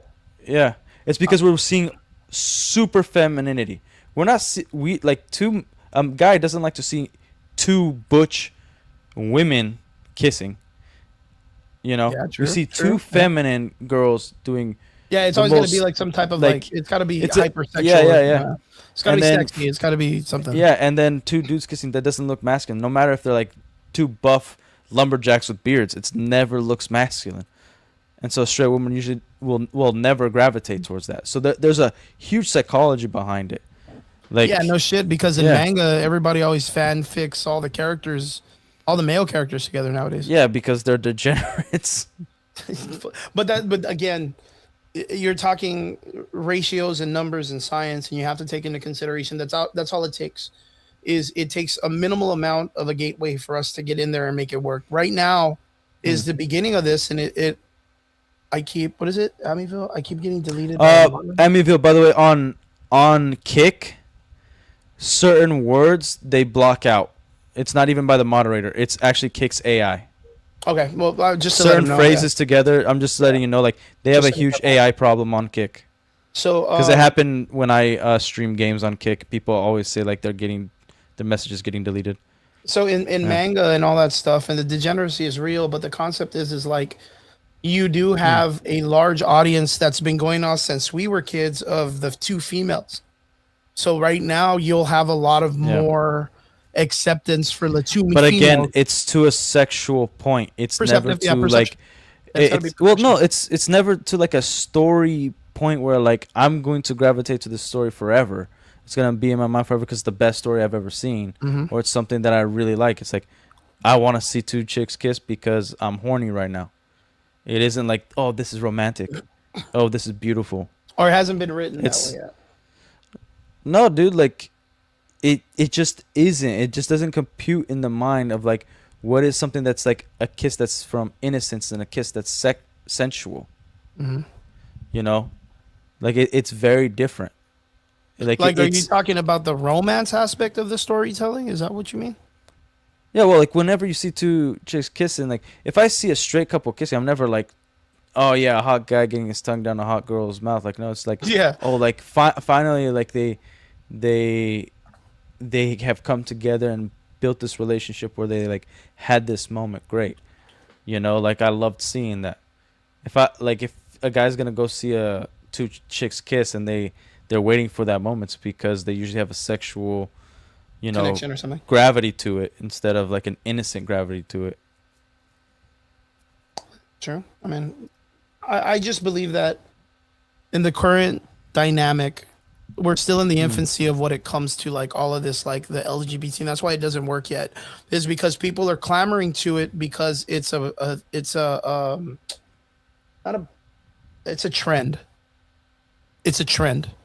The whole LGBTQ, the gender swapping, all of that stuff is a trend. So everyone of that believes them to be a creative is rushing at that because it's the newest talked about situation in writing and in comic book history. And that's why it's not working, because no one wants to accept it because we're comfortable with what our norm is. I don't think it's that. I think it's being shoved down your throat. So then like when we had a space of tolerance, because we went from tolerance to being forced. Yeah. You are now forced to like this. I think the tolerance is going to come later. Like, like we had tolerance. We were like, yeah, like you could be gay, whatever, dude. Just don't force me to like believe what you want to believe. Same with religion. Same with politics. We could be on opposite ends of whatever spectrums and still be able to hang out.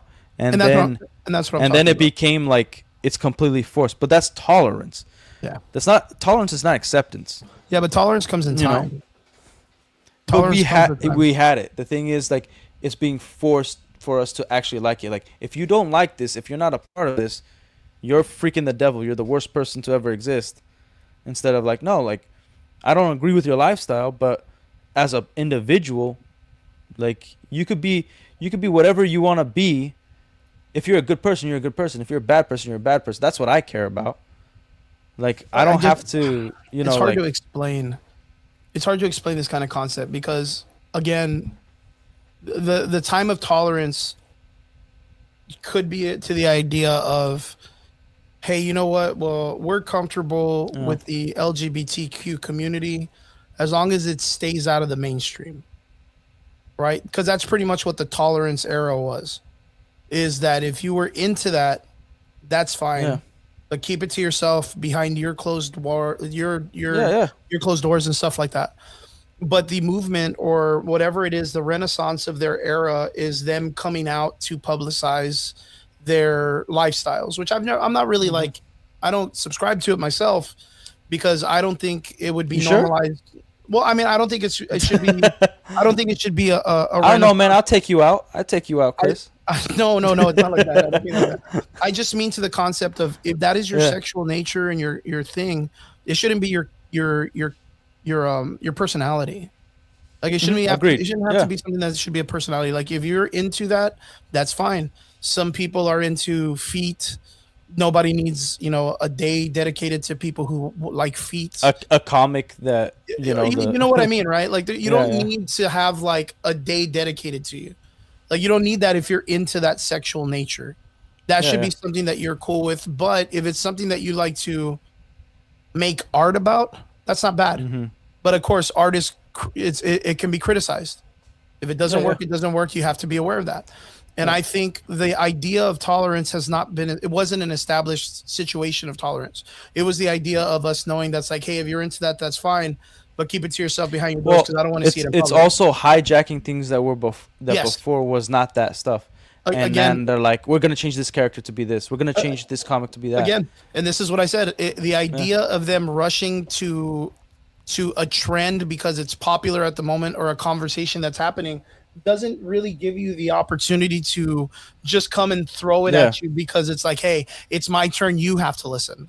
That's not what it should be. And I think that the part of tolerance is coming up soon, which is going to be like what we're going to see out of Marvel because they're going to get rid of a lot of the problems of what it is because they have to clean all their shit up before they renew the. Yeah, but they have to have at least a lot of years of time of like good standing with the fans. Like they need it's to not clean up all but here's the other part of it.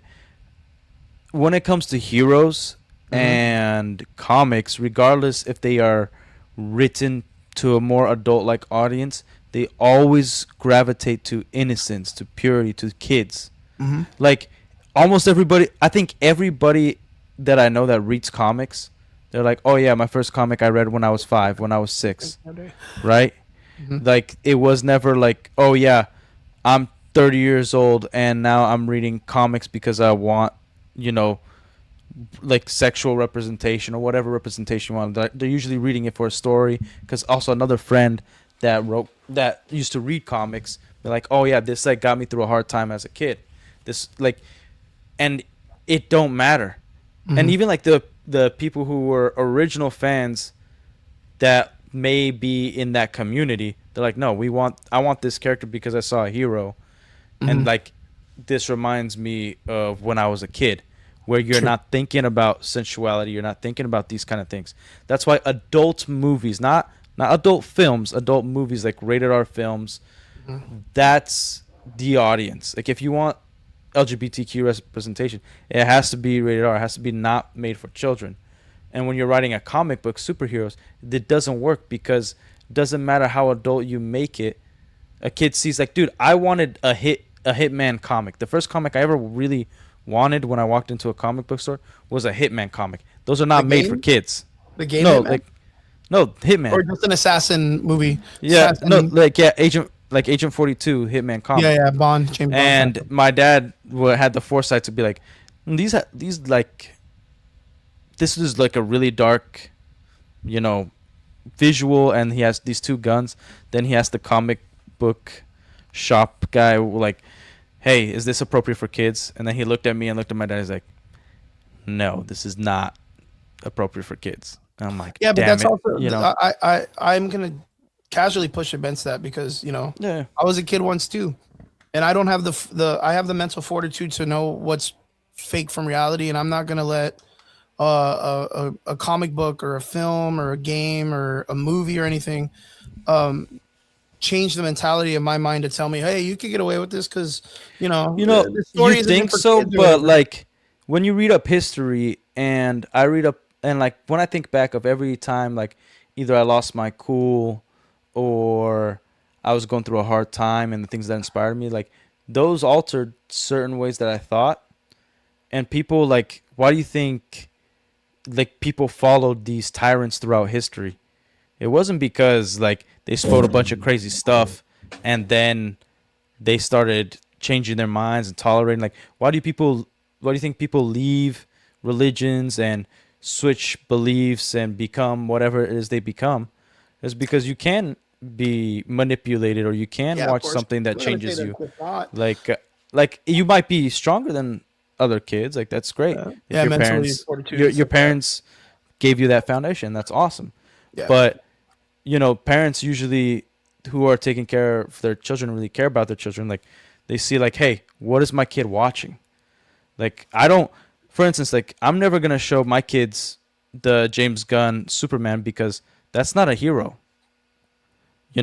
I don't want them to see Green Lantern, Guy Gardner flipping off tanks and like them cussing, and that's what a hero does.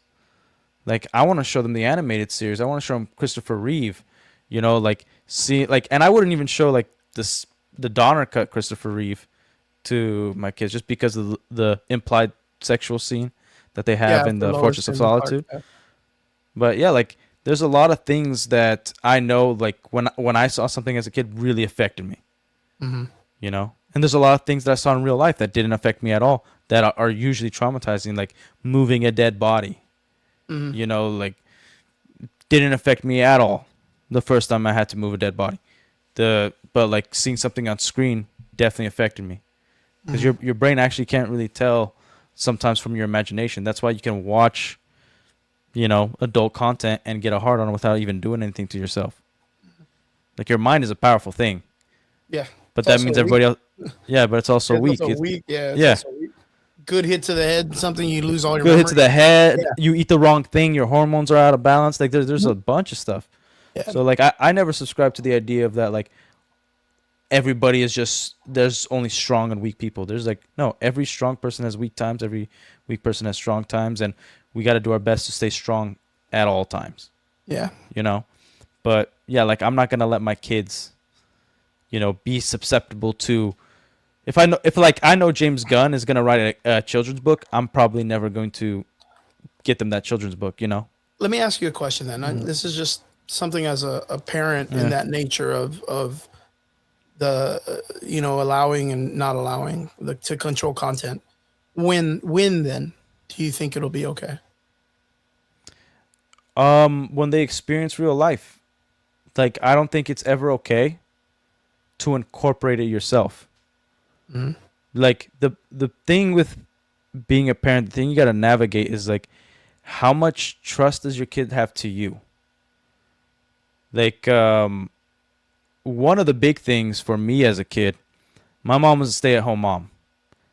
And even though it wasn't like every day was a crisis, she not only was able to tell when something was wrong with me, I had that like security that whenever I saw something or whenever something happened, I knew she was going to be home and I could ask her anything. Like, the first time I saw porn, it really shocked me. A friend of mine brought one of those Vegas cards because he went to Vegas with his parents that weekend, and then showed me like full-blown hustler chick spreading it. And dude, it shocked me. I was 7 years old. Oh, you're like young, I was quiet the rest of the day.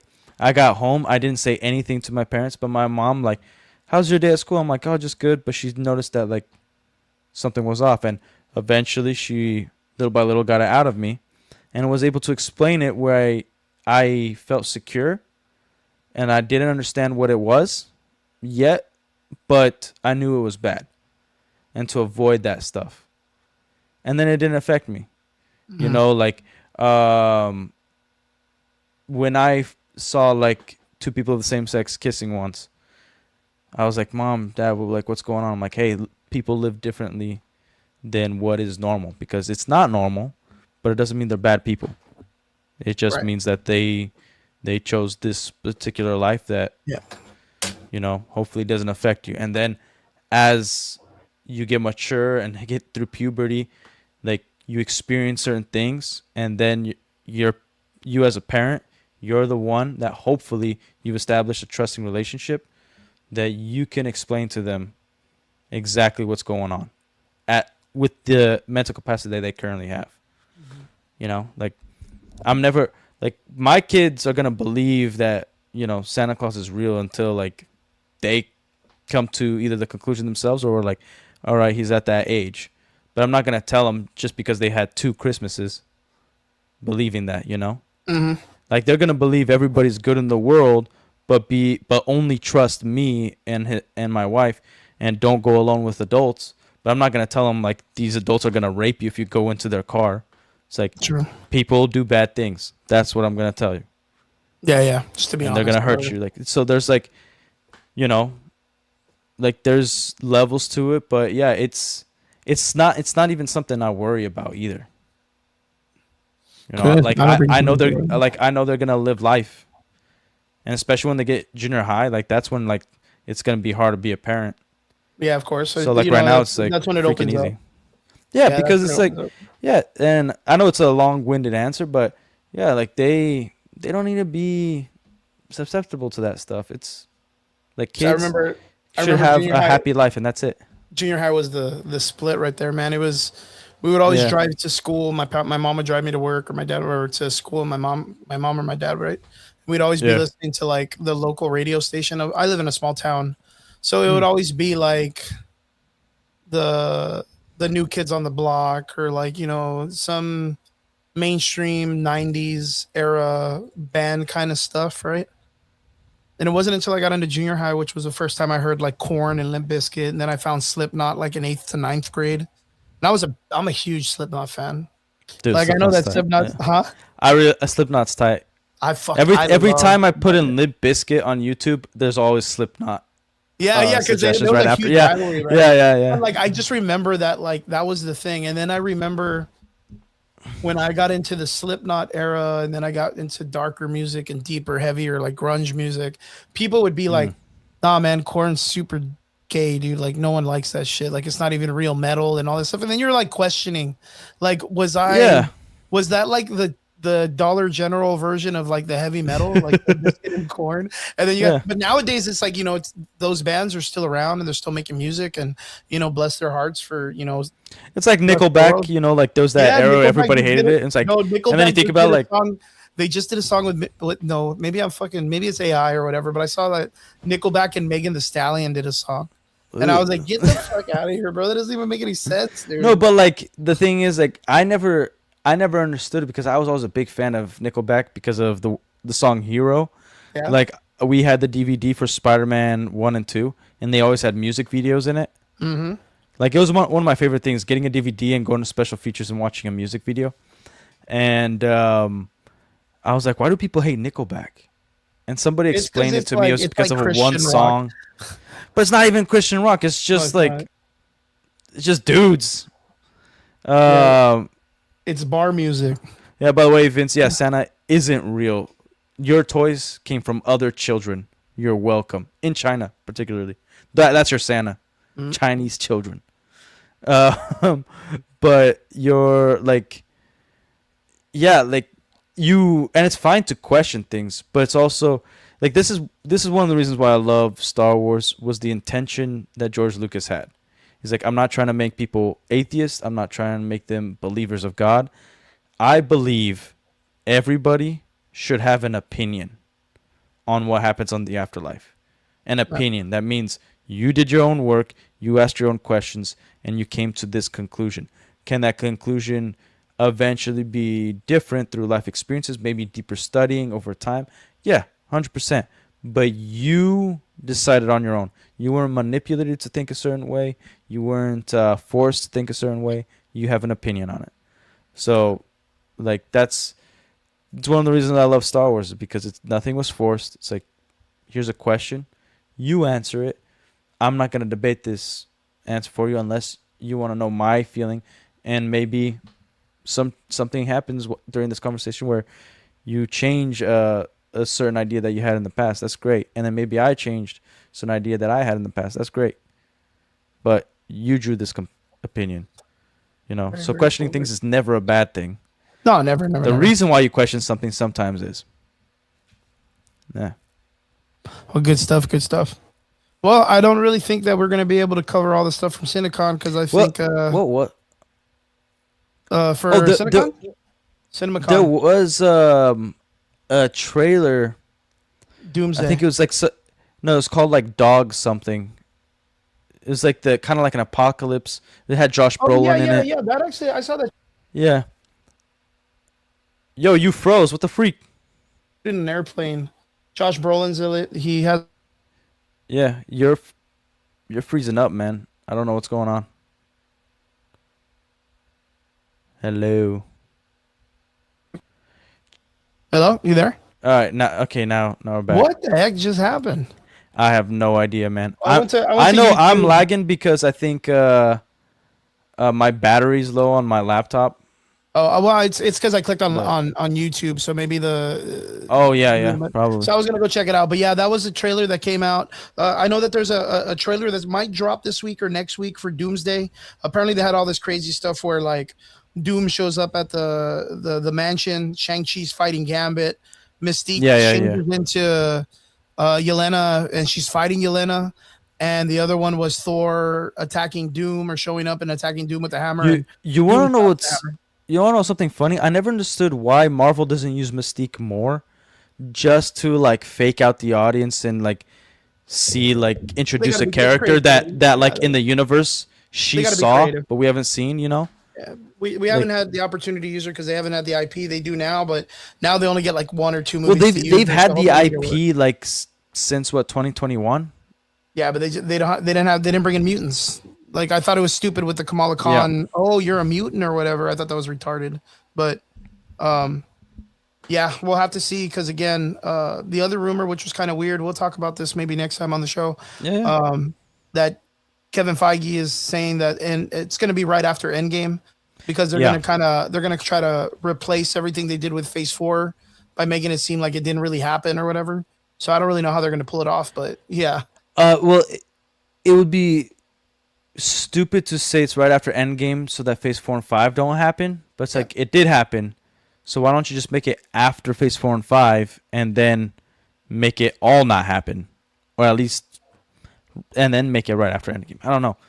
Like it just doesn't make sense. Sure. Stackhouse, what's up, Sean? Thank you for jumping on the show. Nice picture, bro. Is that Superman? Is that old school Superman on your fucking picture? That's dope. Dude, and what up? It says, I hate the trailers nowadays. I saw the He-Man trailer and it's like, okay, I can fill in the blanks. Do I need to see it now? Dude, if you don't want to see it, it's just Thor 1 with Ragnarok graphics.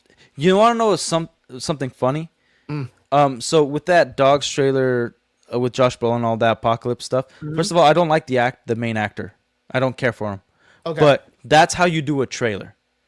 You got me interested in the character. You got me interested in the story, and you barely gave me anything. Like I have assumptions. I have questions. That's what a trailer should do. Every time after the first He-Man trailer, every time they put out a He-Man trailer, I became less and less interested in the movie. Well, I mean, it's like I said, the movie doesn't even look creative. I know I was talking to a friend of mine, and someone was like, "Oh, I'm super excited," and I'm like, "But it's Thor, the first movie with Ragnarok graphics. His kingdom's attacked. He gets sent to Earth. He's a normal human dude. He needs to find his sword, which is his hammer. He literally has to grab it, and then from that, then gets his lightning powers. Yeah. He has Heimdall's even in the fucking movie. Like the dude that played Heimdall is in the same fucking movie. Dude, look, one bad thing that came out of the He-Man trailer, it wasn't even in the trailer. Hollywood needs to start training their actors to shut the hell up. Get some media training. Actors used to have media training to not alienate, one side or the other. Like one of I think it was the She-Ra actress. She was like, "Oh yeah, this is a fight against the patriarchy or toxic masculinity." And even if it isn't, let's say the movie isn't, you already killed part of your audience that was interested beforehand. Like, wait, what is she talking about? She's saying the movie is about that? Yeah. Like her character, like fights against that stuff, and it's like, what's her character? She-Ra? Yeah. The She-Ra? The love interest of No, that's not She-Ra. That's not Maybelline. Yeah, I could be wrong. Yeah, it's a different character. The reason why it's like that now is because of that fucking cartoon that Kevin Smith fucked up. Or Kevin whatever. Yeah. Yeah, he came out and made it all about female empowerment and made He-Man a bitch and made the females Tila, right? Yeah, Tila. Yeah, you're correct. Yeah. That was the only time that it ever came out that way. Like the comic books, literally He-Man had always just been a hero story where a dude that was super weak and unmasculine gets the power to be a hero and becomes masculine because he's powerful. Yeah. Like and this chick is saying that the movie's against that. That's the whole foundation of the whole He-Man story. Well, that's the thing, like, because I think the first time I saw it where, like, the media pushed that and the movie wasn't about that was actually the newest Fantastic Four film. Even though I don't like it, like, they were like, oh, yeah, it's woman boss and fight the patriarch. And I was like, no, the movie wasn't that. Like, it was a decent enough story, and then they screwed up a lot of that. A lot of, like, good stuff that they were going with. It was a family-based movie. But yeah, like, but it wasn't the stuff that even actors and actresses were saying, like Pedro Pascal. Yeah, the only reason why I could shut up, like, you're killing your own brand. The only reason I could say that it's something like that is because they gave Kirby, the girl, more lead kind of push, like her to be in the front. But in the comic book, she's kind of like that too, where she's always been like the Jessica Alba character in the Fantastic Four movie was the same way. You know, she liked. No, but it made sense because of her personality. She's not a pushover. She's not. Yeah. She's a little bit just tougher, a side right? character. She challenges Reed. She helps Reed. She supports him. It's I wonder different. If they're gonna have that same energy when they show that she hose it up in the comic book. I wonder if they're gonna keep that same energy, bro. Like that's the thing. Doubt it. Shit. Doubt it. That I was like, you're gonna give me all of this stuff where she's like super girl boss or whatever, but I don't know. Are you gonna hoe it up like she is in the comic book? Because that's what made her popular. Like if you're gonna stick to this shit and you're gonna try to make it all like don't try to front and change the character up that much because no one's gonna like it. No one's gonna like it. So look what happened to She-Hulk. They changed her character up, they made her a cunt, they made her an asshole, and now nobody wants to see this bitch in the movies. Yeah. Oh, dude, I just read the Sean's comment. Apparently, the actor playing He-Man said that his portrayal of the character is both feminine and masculine. Man, this fool's gay. Dude, well, don't forget when he's not He-Man, he pretty much is gay. No, when he's not He-Man, he's still manly. That's why he actually puts the sword up, changes to He-Man. No, he's a huge pussy. That's why him and the fucking tiger are the same way. He's a huge pussy when he's a normal dude. Yeah, but he has courage. No, dude. I disagree with you on that one. He's not feminine. I mean, he's just knows that he's weak. He doesn't have the power, and then he puts it this sword. He's like, that. No, that's you give a dude a gun. It's the same concept. But straight up. But he's still a dude. He's not freaking. Him and his cat are the same character, minus the fact that the fucking tiger is a super scaredy cat. But that's the whole thing. Is that was the word back in the day. But they played it more like Peter Parker and Spider-Man, where Peter Parker doesn't have the confidence, but when he's in the suit, he has all this confidence. He's comedic. He thinks he's cool. Yeah. You know what I mean? This guy doesn't think he's cool though. He's just well the He-Man. So the way they played it was the He-Man persona was him at his full courage and confidence. Him is just without having the sword, he feels like a regular person. That's right. Yeah, dude, Adam can come across as gay. If you think about it, He's below all the other heroes. He is. Yeah, I agree. And everyone, even Tila and all the other dudes, Man at Arms, they're all like, "All right, Adam, you go that way, hide in the closet, bro. You don't need to be out here. We'll protect you." And he's like, "Thumbs up, dudes," and then he runs off. He doesn't say "Oh man, give me a sword, I can fight with you guys." He's like, "No, man, I'm good." Yeah, and of course his cat's already in the closet. So no, he's of course he's No, I get it, but I don't think he. I think he was just more I don't think of Shaggy from Scooby Doo as feminine. I think feminine. I think of him as a scaredy cat. I think of him as a dude that's scared, weak. That's what there's a difference between playing feminine and playing weak, or a fear a character that has a lot of fear. That's different. Yeah, and I think the cat was more of a comedic. If you ever look at the caricature of the cat, it's a good point that you make because he acts more like Shaggy from Scooby Doo. Yeah. That's exactly almost the same personality of the character. But I would say I understand where the character says he plays both these roles because I guarantee when he's not with the sword, he's gonna be like a super pushover. He's gonna be super like, dude, like knock the coffee out of his hand and be like, "Fuck you, bro," or whatever. And he's gonna be yeah, like, and oh, honestly, man. the only fantasy movie I'm looking forward to is Highlander. They're gonna mess it up too, bro. I'm not sure. Usually, I'm at just this messing point, around. when Henry Cavill is a part of something, Yeah, he's I was gonna say really Henry stickler, Cavill's the yeah. gatekeeper, and I like it for him. Like I like it Yeah, for him. yeah. Yeah, and I think Josh Brolin is casually being the same way, just kind of testing the waters. Like he does make a lot of cool movies that kind of deal with a lot of this stuff. But yeah, man, we're gonna have to see how it goes. But yeah, I don't really have a lot of excitement for a lot of stuff coming out. Doomsday, I'm not really excited for. I don't get it. I have small excitement. Oh, funny enough, watching what was it, CinemaCon. CinemaCon. I watched it with Derpy, right? Nice. I didn't think I was gonna get interested in Toy Story 5, but as a parent, the villain is an iPad, like a tablet, and they're going I know digital, it's, huh?